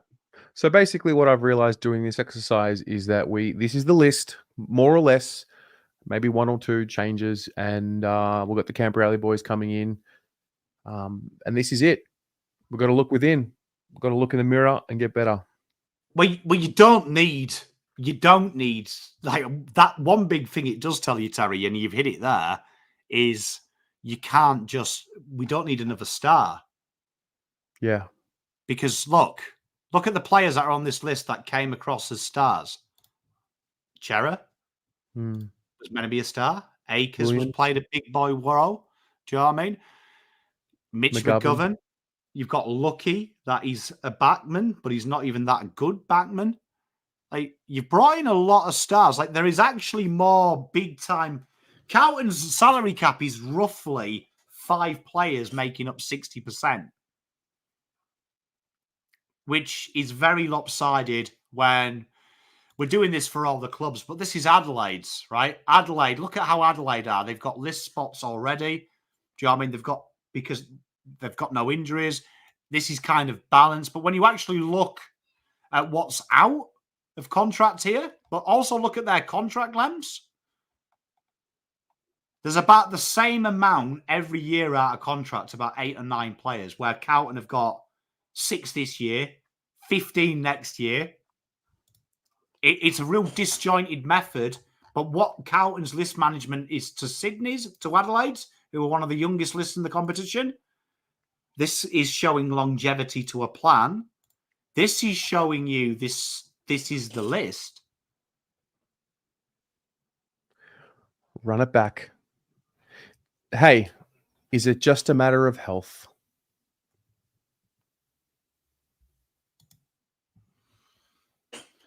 My gut feel on that, if I was the list manager, and we're going to be doing loads, but I wanted to just get all you guys and girls' heads around the list predicament that we need. I need, for my own well-being, I need everyone to stop thinking it's as easy as sacking 13 players. Because you can't, right? Can't do it. Right? And then also, I need you to think like a list manager. Your trash is shit to other clubs as well. Every other club is looking at Jesse Motlop and thinking the same as you. Can I fix him? And if there's ever sell a car to someone and say it's a fixer-upper, they knock half your price off.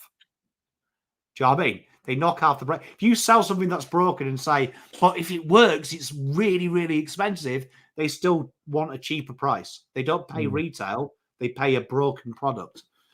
The Blues are going to have to fix it. And the Blues are going to have to fix it inside.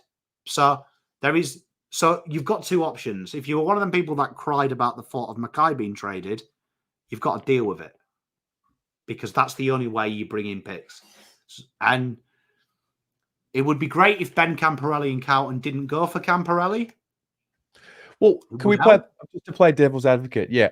Are they that essential to get? Is it critical? We must get them under any circumstance. Do we need them both? Are they a need, or are they Camporelli? Honestly, very good players. If this was last year, yes. With what we've got on our list, no. I would say Ben Camporelli and Lucas Camporelli play the 2 positions that they wouldn't even if we had pick 1 and the best player was Ben Camporelli, let's just say he was the best player, I wouldn't take him because we don't need that list. We don't need that player. So Ollie and say Jack's looking ahead, or looking right now, you've got Akers and Ollie Hollands who have played as your wings for the majority of the year. Am I right in guessing that eventually Ollie's going to have more of an inside focused role as he advances in his career, or do you think he's forever going to be this winger? Ollie is a pure winger from last year. Having watched Ollie in his draft year, he's twice the player as a winger as Ben Camporelli is. There's a reason Ollie was 11 in his draft and Ben's scheduled to go 30. Okay.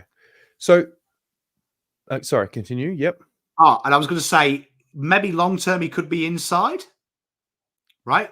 He could be inside, but I'd say that if you're buying Ben is his upside to Ollie is he's probably played more inside midfield minutes. So I'd say look at Ben Camporelli as Jack Carroll at the moment. There is a chance to play outside and inside. look at the development. He's definitely got a higher ceiling than Jack Carroll, but there is a reason he's outside the top 20 of the draft, and it's not because he's a father-son. Okay. Jackson Binns, long term. That's a winger, or is that long term a half forward? What is that? I think Jackson Bing's long term is probably out of this team because of Ben Camporelli, to be honest. Okay. But in reality, I'd say he's Cottrell. If I was training him, he'd be Cottrell.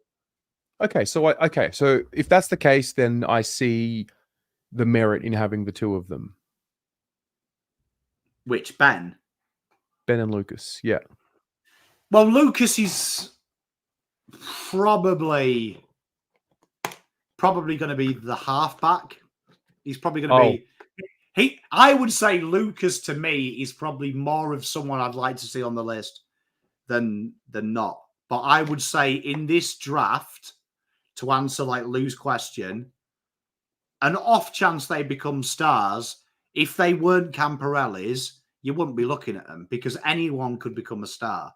And that is kind of a problem because I don't think Carlton are smart enough or brave enough to maybe not go for them. Okay. Yesterday. And the problem is because they've slid. Like if Ben was a top 10 pick, it would be really easy for us to draft because we just keep our first pick and know it would be dead and then bring in 2 and 3rds and then be like, right, okay, we'll buy some depth in the draft this year because it's in the worst place to have a father and son, ironically. And I said it last year that it hasn't happened for a long time. A team needs top-ups and it falls in that awkward position that if you get too many picks early, it's going to fuck all the trades.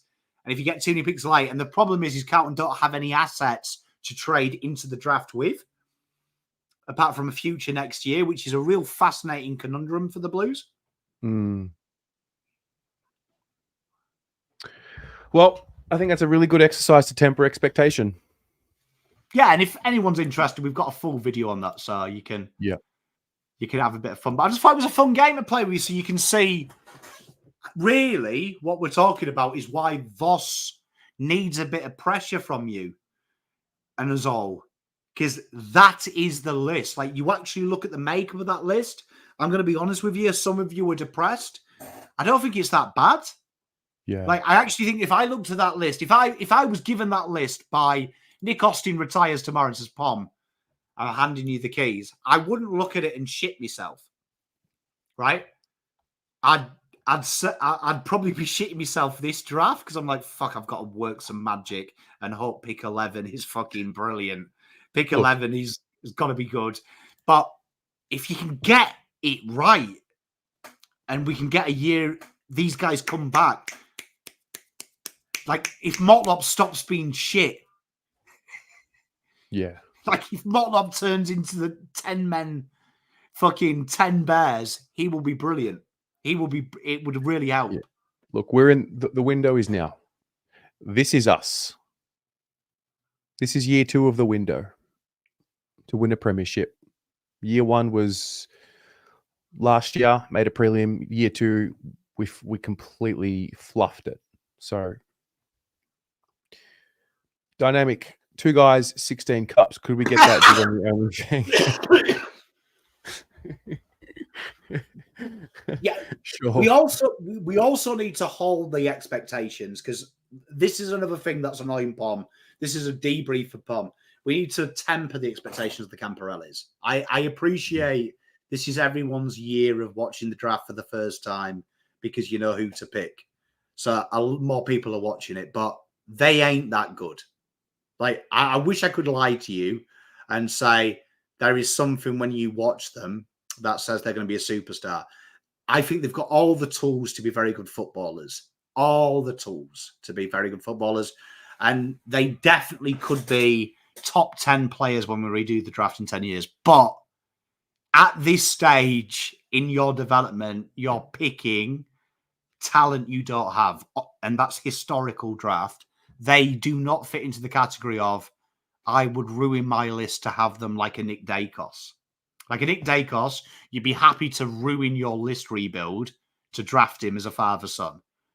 But the problem is, I don't think Carlton will do it. So it's, but temper your expectations. Jackson Binns is about as good as Ben is on the outside. The difference between Jackson Binns and Ben Camporelli is he didn't get the luxury Ben Camporelli does, where the team is revolving around him. Binns does. Binns didn't. Binns had to work. Ollie did. You watch the Camporellis. That is Team Ben Camporelli's midfield. Yeah. He won't get that in the AFL. Like, he comes to Carlton, he's behind Binns. Like, Voss isn't going to say, I'm going to build it. Next year is the Cody Walker draft, right? So, Cody Walker's expectations. Oh, no. Come on, boys. Okay, you are...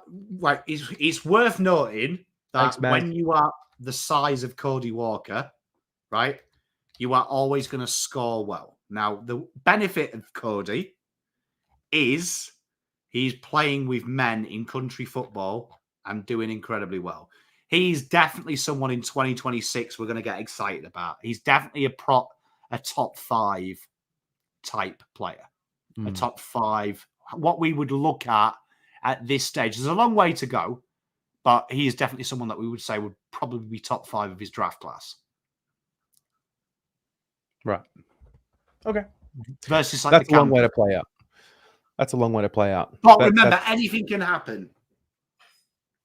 Like, he could get sick of football.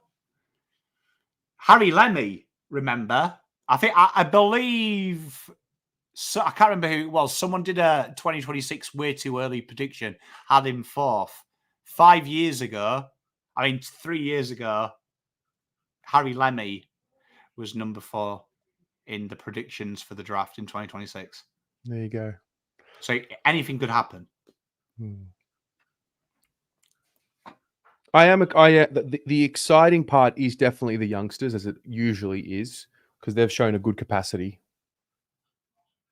But I'm just thinking, like, next year, I mean, Jack Martin, Ashton Moyer, when's the tipping point of moving one out for the other in the team consistently? Well, you look at the age makeup of the profile of this list. When you're like 6, 7 oldest, at this stage, you're trying to have the next in line. So next year, we definitely need to see these boys pushing in selection. I'd like to see next year, round 1, Binns is ahead of Cottrell. What about the Lemmy conversation? Like, Harry, Charlie, Harry Lemmy, De Koning, is that feasible? Or is Harry Lemmy, is that just wait and see? He's not far. I mean, he's not miles away. I mean, Carlton are obsessed with 2-star key forwards, so I think you've got to change. He's never going to be that player. He's nothing like Lemmy. I mean, Lemmy's nothing like Harry and Charlie. Like, you can find different players. So that's an interesting one that either Carlton have a plan one day to cash in on Charlie and Harry. Option 2 is they've got a role change for him, which we saw him play back in VFL. He was horrific. Like, he actually ruined his... I thought we were going to ruin his career. Or option 3, which is the worst option, maybe he's just always backup. Their plan is it's always backup, which could happen, but be interesting if how that conversation works. Lemmy's out of contract. Well, let's see the sheet. 2025, so he's probably got another year.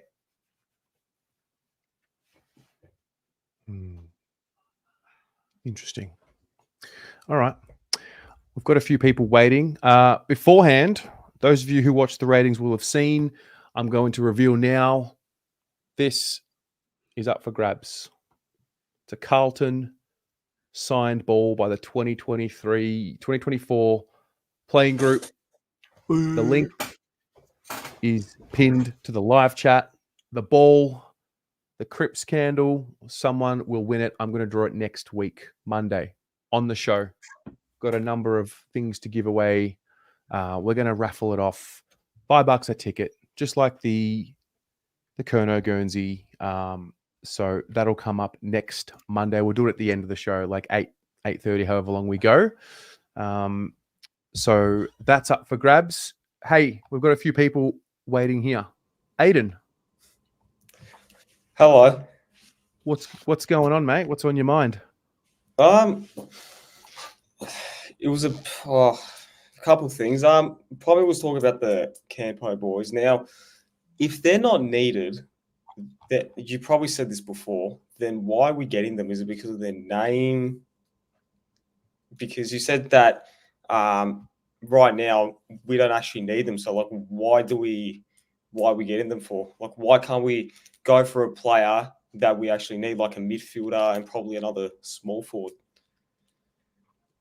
Great question. There's no rule that states it at all. That they don't legally have to come to us. They can even nominate for us, and we don't even have to pick them up as well. That's happened. I mean, the way I'd answer it, do I think you will draft the Camporelli boys 100% because it's the name? It's the name. But I think as good as they could be, do you need a winger and a halfback who can play wing? It's probably the last place on your shopping list. And I do feel sorry for the Camporelli boys because they have been way too talked about and way too overhyped. And if history is anything to say about our young players, the minute Ben Camporelli gets battered by someone who's man-sized in the AFL, the knives are going to come out for him. And yeah, I mean, great to have on the list, but it worries me because, I mean, obviously, father and son, very rarely do players who are draftable do not go into the father-son pool. So I'd be shocked if we don't get it, if we don't pick them up. Yeah. No, and I wasn't saying we don't need them per se. I was just asking the question. I mean, I was forecasting ahead. Ollie's role, Binz's role as the future, the outside players right now. These Camporelli boys will hopefully be a part of the future team as well. Yeah, because that was I was gonna ask that. Like, we've got Ollie, we've got Beans, and we've got Akers and Cottrell. We're not gonna see both of them, the Campo boys, play next year, and probably after 2026 maybe. So we're not going to see them for a while. And like, really, are they really a need? I don't think so. I feel like there's a couple spots that I mentioned before, like a midfielder and probably a small forward that we need. Like, that's why we got pick 11. And apparently people that have spoken to me, they've said that I'm not good with the draft, but they've said that, like, this first round is like probably the best first round in a while. And that leads me to my other question. Like, because we got that pick 11, what position will we potentially be getting? Well, it's a tough one. I mean, is it? I think people oversex the draft. It does make me laugh because every year is the best draft class, right? Yeah. Do you know what I mean? And then 6 months later, we're saying pick one's tanked. 12 should have been 2. Like, it's fascinating, but it's very deep in its talent pool. So the Camporellis are good examples of that. A year ago, everyone was saying they were top 5 picks. How it always happens, players use the ball better, players show more teamwork, that changes very quickly. It's definitely the draft that if you were counting in an ideal position, if you could have 2 picks inside the top 25, it could probably cover both bases very quickly. It could cover an exciting midfielder. It could maybe cover an exciting thing. I think Carlton will stay true to form with pick 11 and they'll go best available goal-kicking midfielder is my bet. Looking at that pick, no key forwards, no key defenders are there that are ready ASAP Rocky. I think they'll go with the safe pick of let's get a goal-kicking mid in that's a point of difference who might place now. Well, we do need one. Desperately well, that's probably the easiest position to play, isn't it, Aidan, for Carlton? If you've got an 18-year-old who we've seen loads of them come through in big body midfielders. We're probably at the stage now we could draft Dow now. Like, say Paddy Dow was there, he'd be perfect to draft now because we've got loads of tough protective mids, as opposed to when we drafted Dow, he had no one to protect him. Interesting. Now, thanks for that, Pom. Really loved learning that. But just another question. Obviously, the season didn't go really well, and then we get Sayers' letter, which half of it was about the Premiership Cups and all that. Now, what do you think the club needs during the off-season? Like, do we need new assistants? Because I was talking to this Terry on the fan camps last night. Like, maybe we need a reshuffle in coaches. Maybe we need a new footy boss. Like, what do we need, like, off-field? Because personally, I do think that we need new assistants. I feel like a couple of them after this season, they can't be there. And Which ones? Probably forward and midfield and defensive. And I feel like we do need like a mentor next to us, like potentially like an Adam Simpson or something like that, because I feel like he just needs help. Like whenever things don't go well, they can just obviously talk to him behind his back or something like that. So in your guys' opinion, like what do we need off field? Because we've already got the new S&C boss in, which is a big tick. What else? Yeah, that is a big tick. And I'm going to assume that he doesn't cost as much as what Russell did. So hopefully there's a little bit more change there to add maybe a senior assistant for Vossi, maybe a senior coaching figurehead there. I don't know how much of a difference that would make, although I do agree that would be helpful. I mean, I feel like what we need is the things we've been asking for at the end of every season: accountability, honesty, discipline, buy-in, connection. I don't think we're asking for something that we didn't ask for at the end of last year, the year before that, or the year before that, to be honest. Yeah, like that's the thing. Like my one worry with this club, and I was talking to you about this last night, is that I fear that they may not acknowledge that this season was a failure. Like although Sayers said, "Oh, our goal was top 4, top 8," but like just say it, like you failed. It's not hard. It's not that bad to say that you failed, but just acknowledge it. Like just tell your members and supporters that it wasn't good enough. And I really do.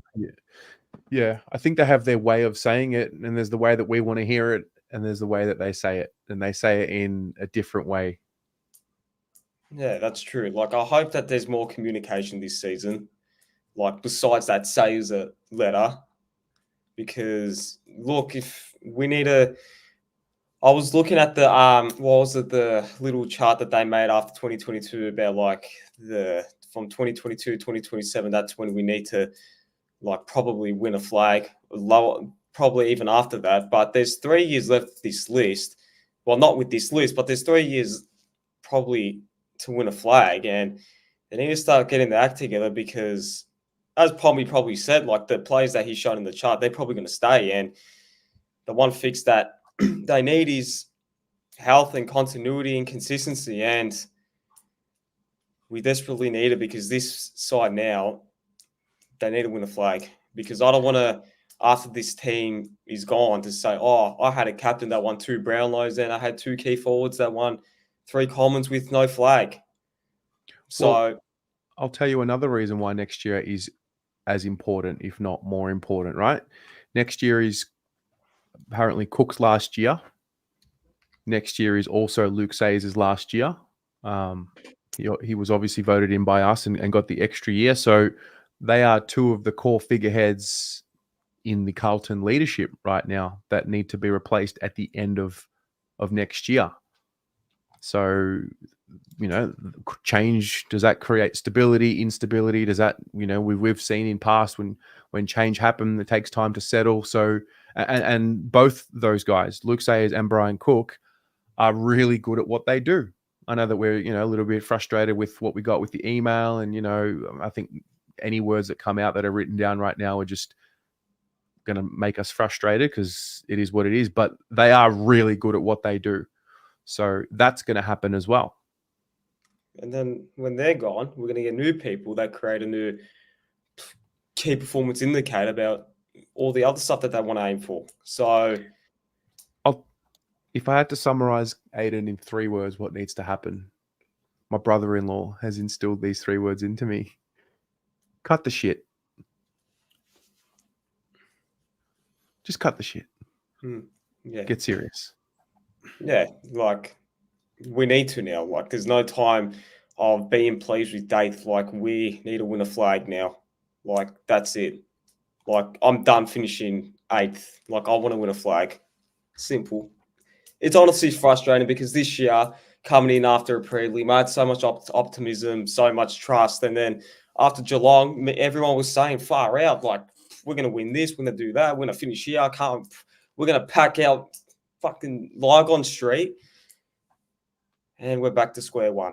And I feel like everything that we say now is just rinse and repeat because the other fan camps that I've watched especially in 2021, some people are saying the exact same thing now. Yeah. So time is now. Time is now. Good stuff. Thanks, Aiden. Thanks for having me. See ya. All right, bye. You know, Got one throwing more. some names out there. Football manager. Chris you Davies. You said Bartel, didn't you? No, Chris Davies from Port. Don't mind that. Because the successful ones are genuinely... I did some research on this the other day. I'd go Adam Simpson. Oh, yeah. Would love that. Because he said he wants to... He's interested in the administrative side and that it was a high-stress environment. Everyone's saying Voss needs help. I always say this. If Voss needs help, fuck me, sack him. He's 50-year-old man. If he's not used to pressure now his entire life being in it, he's got a problem. But wouldn't that cover like 3 birds, 1 stone? Right? Because... Good question, Richard. Football manager. Basically, the football manager, by definition, is he drives the culture and the foundations of all departments under him. So that's list management, that's the playing group, that's the coaching group. He's literally one below the board. They pass the expectations. He puts everything into it. And I just feel like I was thinking about it. Some Graham Wright's been mentioned. I'd love Graham Wright. I think he's done it at Hawks. He's done it at Collingwood.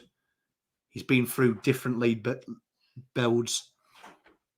Simpson might cover the base though with the issue we've got with Voss because he's someone who goes. Brad Lloyd. I don't know if you ever spoke to Brad Lloyd.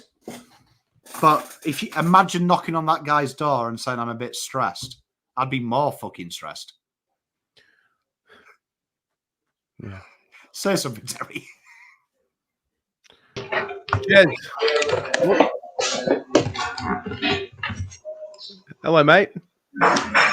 Hello, can you hear me? Yeah, how are you? Oh, not bad, pretty good. What do you got for us? Well, first of all, can you just put your camera so I can see you? Yeah, no worries. Wait a second, I'll just fix this up. Is that better? Yeah. Is that better? Yeah, no worries, sorry. Anyway, when Pommer's talking about the listings and what players, wait, I'm just going to shut the door because it's noisy.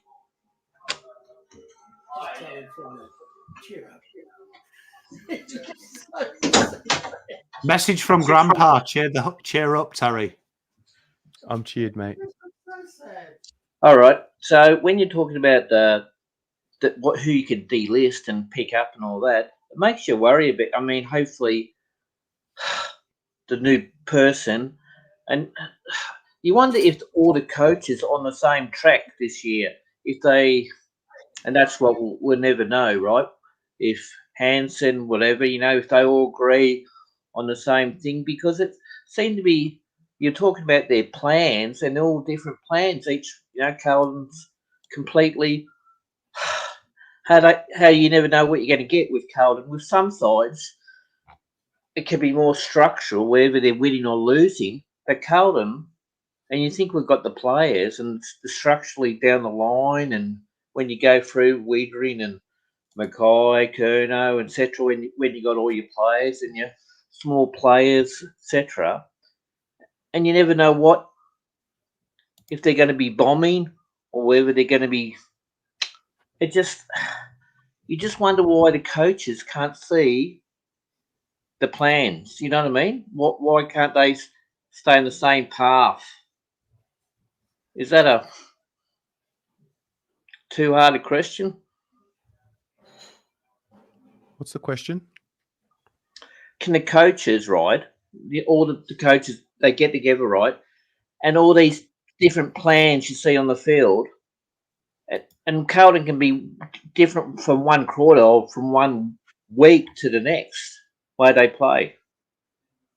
I mean, why does it have to be so much radical change to the way they play?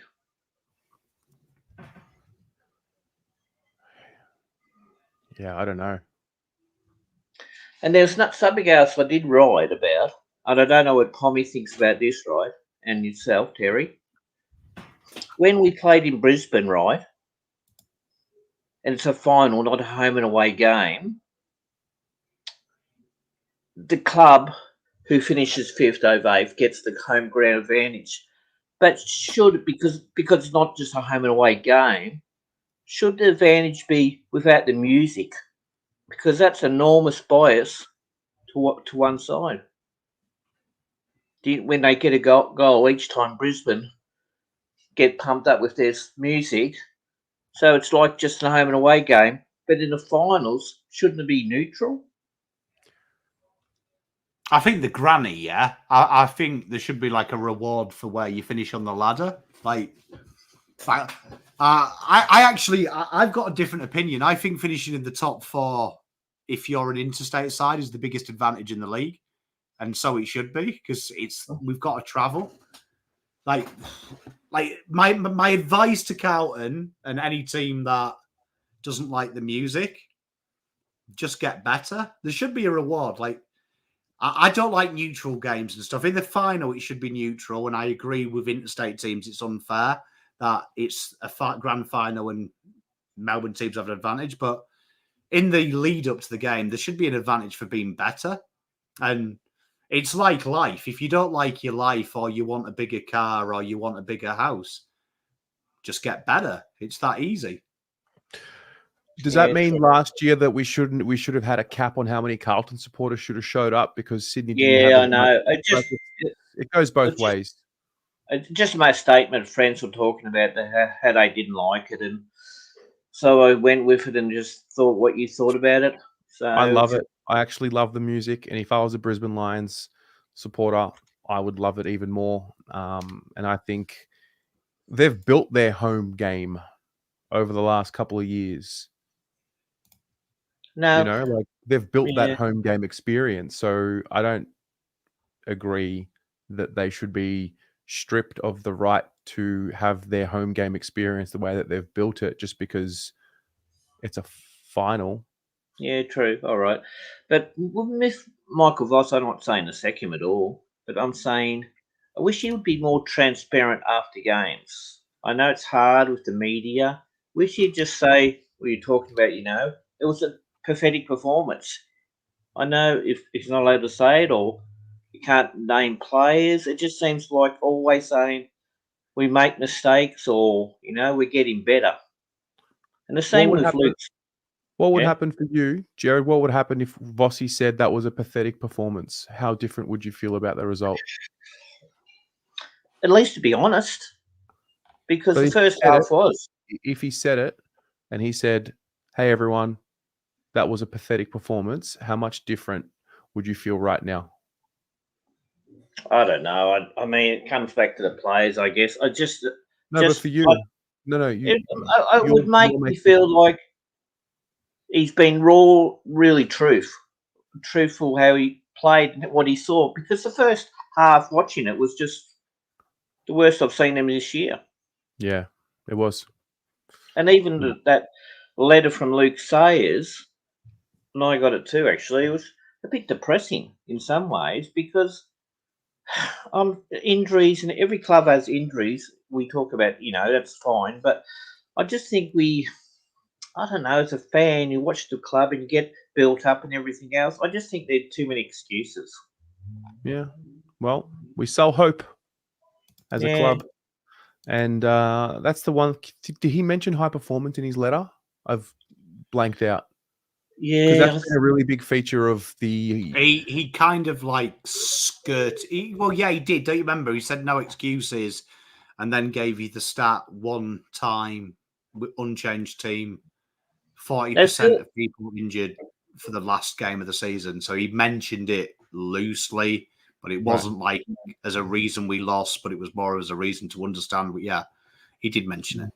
Yeah. They sound like politicians without giving you the answer, and I'm going just over it really briefly and simplifying, just not really giving. Sometimes I don't know what we want, but sometimes we're looking for extra, I guess, and probably everyone who's after this weekend, probably. I'm not blaming the players.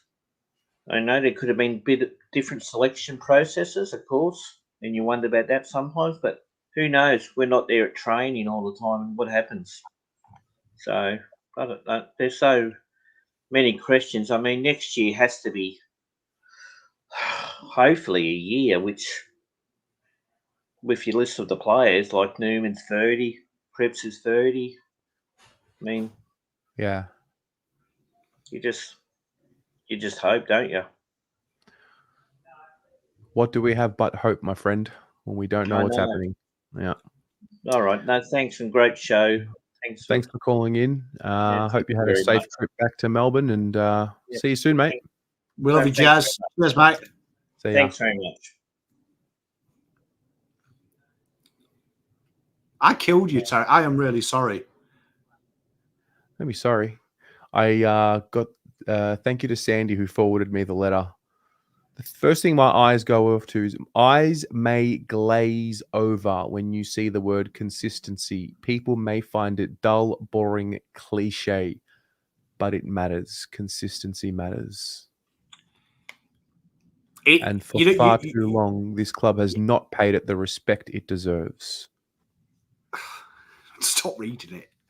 Yeah, you know what? Jazz made a beautiful comment there of asking like the question of why things are certain ways, like why you get it. And I find it fascinating because I've seen this a lot in sporting clubs I've loved in the UK when things change from winning to something else and they're trying to keep the hope. And it's just like fascinating how certain things can provoke an emotion.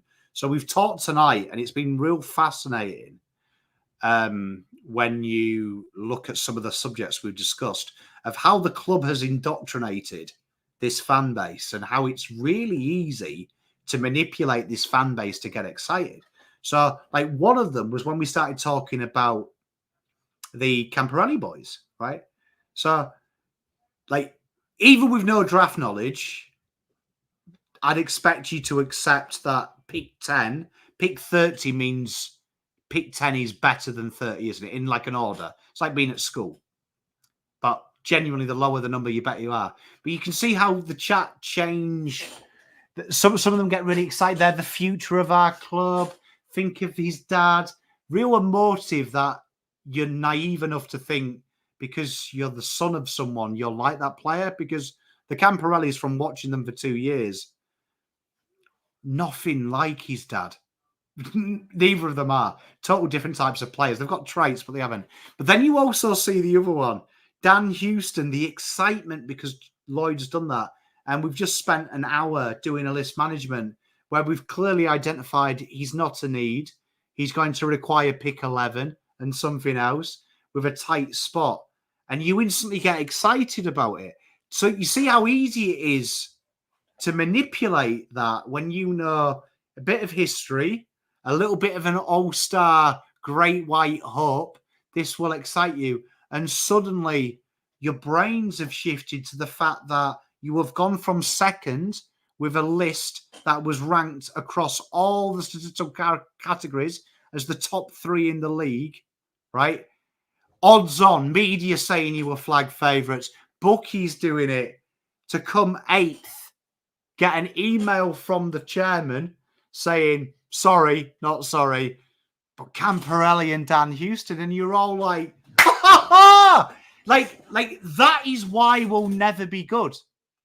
Because the Carlton fan base, and this is me being lovely to you, but what I see every day, the fan base does not prioritize or have any respect or any sense of decency and any sense of camaraderie towards hard work and effort and doing the right thing wins you what you need to win. You just believe that stars are given, that names mean anything. But in reality, this football club makes fucking stars. Ben Camporelli and Lucas Camporelli are 2 kids who can kick a footy from South Australia. If it wasn't for our fucking football club making you know who the fuck his dad is, right? Stephen Silvani is just a guy that's tall and catches a ball that has kids play football. No one knew who they were. They didn't even deserve to be in the Vic Country squad if it wasn't for their daddy. We made the Silvani name. We made Serge an icon. Serge was just a normal person. Adam Shearer on this very show, Terry, back me up. Did I not say he's not worth pick 6? We don't need him. You all told me he was class. He was a world-class kick. Palm, Icon Park, another Italian, Cannonoli. We're going to fucking win a flag.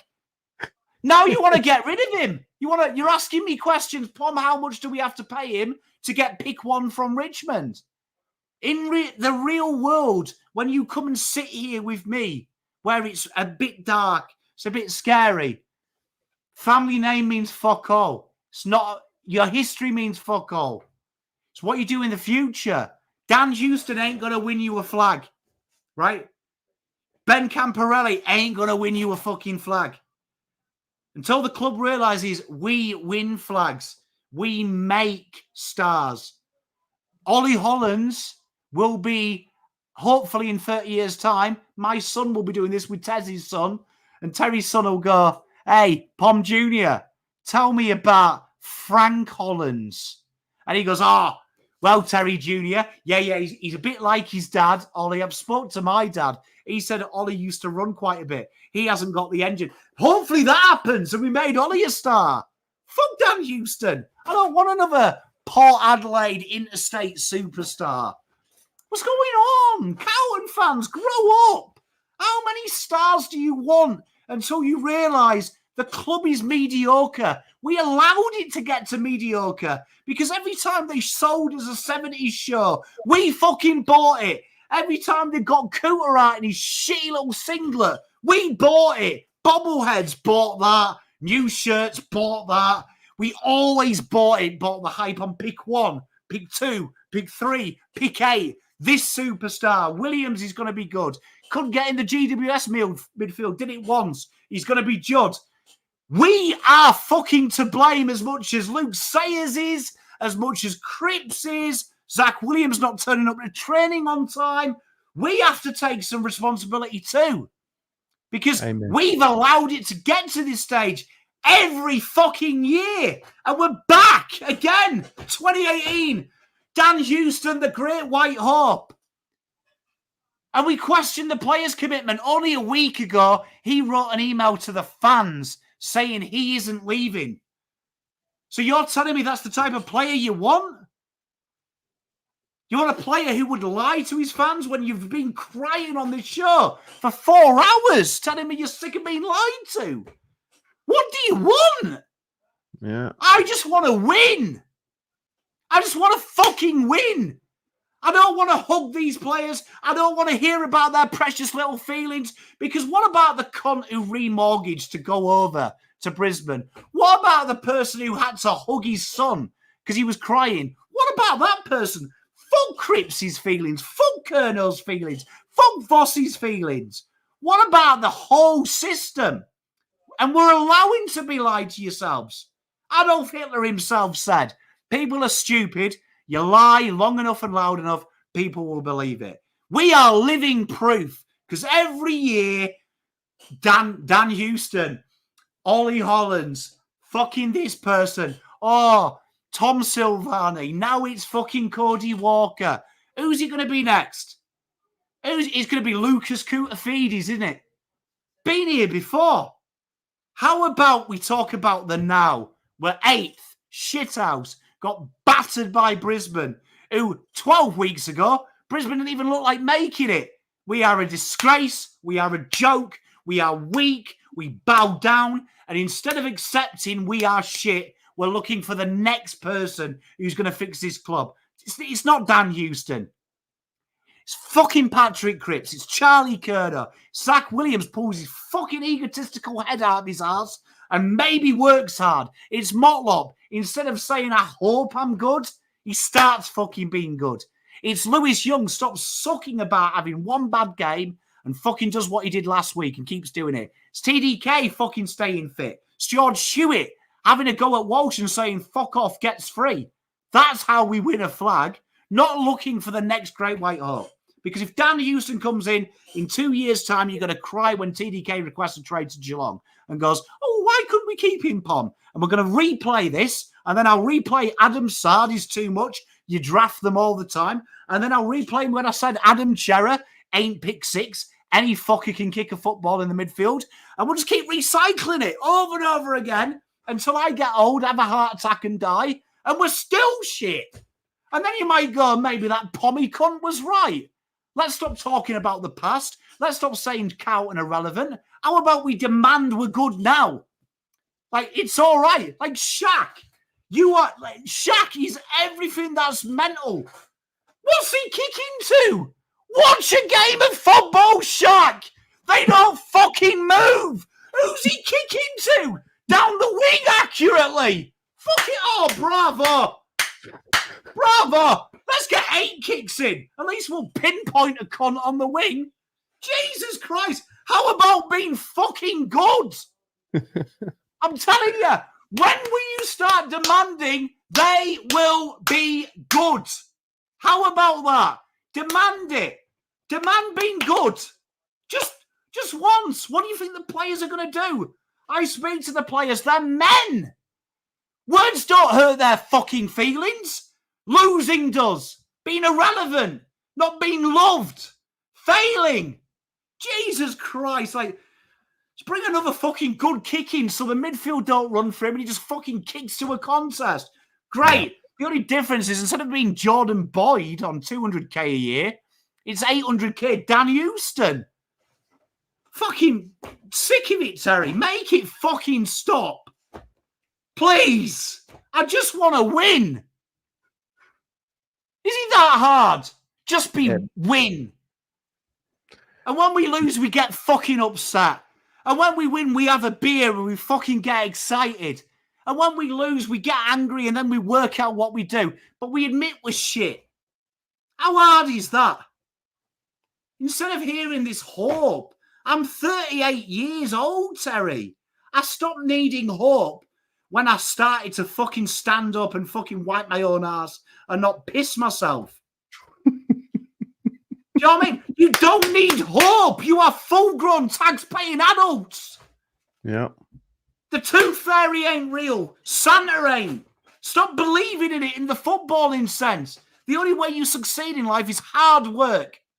Fuck me. Every year I have to sit here, waste my time, being the only YouTuber who spends 365 days a year looking at fucking kids, right?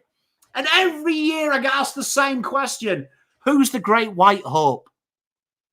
Who's the great white hope? Who's going to come here and take this shit heap to be good? Every year. I'm sick of it. They should be on the fucking list. There should be 30 great white hopes. There's either 30 great white hopes or great fucking white frauds. That's what we've got. Should be now. Like, fuck me. It's all right, though. Camporelli won the fucking Sandful Best Under-18 player. Oh, great. We've gone from the best Victorian to now the best South Australian.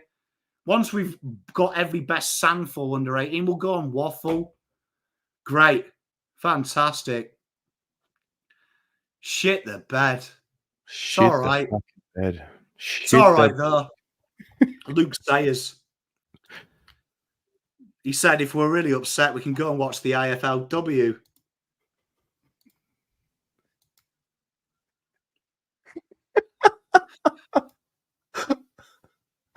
Oh, that's great. How about the club nut up and shut up? They're all millionaires. How about the club do something unprecedented? How about you refund the thousands of fucking people that flew out there? Because you can afford it, all of you.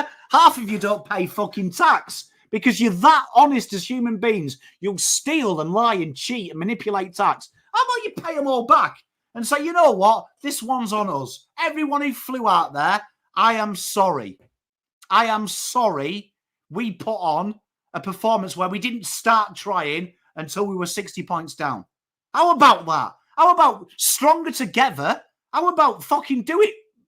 Do it. You went on a round-the-world cruise, Luke. Round-the-world cruise. Seen the pictures of you, fucking designer white trainers and your soppy suit. How about you refund every member and say, I am sorry. I am sorry for making you go over there. We are sorry, right? That maybe would excite me. That maybe would show you take us serious. That maybe shows you care. Or how about no? Pom, if you're a little bit upset, we need you. Why don't you turn on the AFLW and watch more of the shit we serve up and you can pay more fucking money to be disappointed? Great. It's like a narcissistic ex, but you're still with them. Oh, mate, you're never going to... And that's the fucking problem, like I said. How easy it is to convince you all. Yeah, excited about the Camporellis, excited about the Houston. We'll fucking turn up for round one, even though they spit on us and treat us. But how about instead of manipulating that, you embrace it? Eh? You know what? Oh, please don't spit on the players. Please don't shout at us. Please don't call us nasty words. How about in return, you reward the players? You reward the fans for being a good human being and backing you. Wouldn't that be great? 50% discount. You know what? Actually, you only pay for 11 months. So you still get the money. You only pay for 11 months of membership this year. We'll do the first month. How about that? You want to know the other funny thing as well?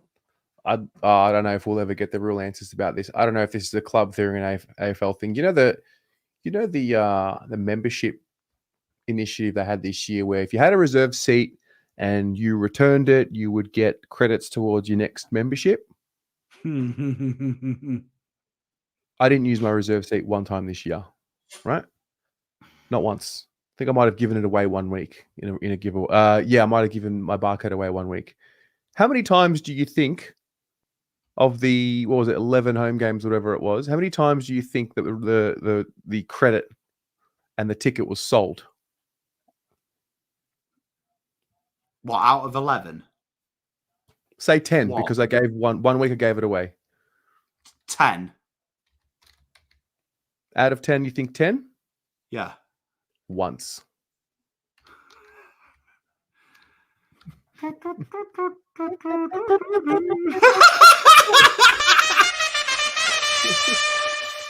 Oh, dear.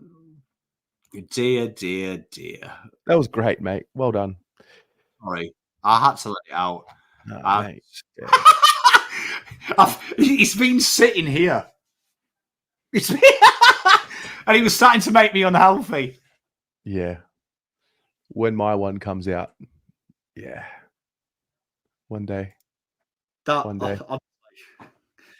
It was you making me read the email out. Now I know why we let you do it, because when I'm reading it out, I can't switch off. I've got to read it and listen to it. Yeah. And digest it. Yeah. It's just crap. It's just crap. Be better. But that was an epic Blue Abroad show. That's what it is. Thanks for tuning in, everyone. Like I said at the start, this is not the last Blue Abroad show. It goes all the way through to the end of the year. A lot more to come. Season review stuff. Really excited about that. Bearing in mind, we've still got 3 months to go. Terry's given up. Pom's lost it. That's till Christmas is a long fucking time. No, look, we've got. Before we go, I'd just like to say, me and Terry had a phone call at 5 o'clock today. And we said, look, let's just get this out of the way. And we've managed to do 5 hours.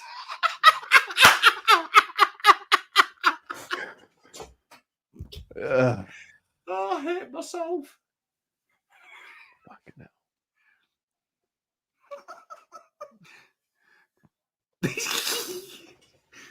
Yeah, we'll be over and done with by if we just do it like 2 hours. It's about the people you meet along the way. You know. So look, so much more to look forward to, and plenty more live sessions to hang out with next week. Wait, in a couple of weeks we've got a Brownlow Pom. Are we suiting up for a Brownlow stream? Of course we are, because we're fucking idiots. Like as if you've got a compilation. Mate, in 2 weeks' time, we're going to be fucking up on JamCon getting Crips, you fucking dancer. Like, what is wrong with us? Like, there is something. We need to be stopped. Oh, check it out. Oh, no. No. Mad Monday. Oh, yeah. Pom Cotter went as fucking Buzz Lightyear. That's what the fuck is going on? Who's that? That's Zach Williams as Woody. Fucking, he played like a fucking toy at the weekend. It's Ollie. Lidge is risky there. Hey, A listen. bit of cash holder in the hand. Lidge, ooh, borderline. Anyway, that's us for tonight. Thanks for tuning in, everyone. Pommy, see you soon.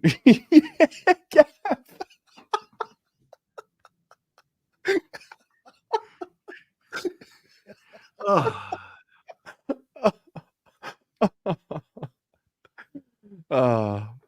It's all right, Pom. Don't call them mentally weak.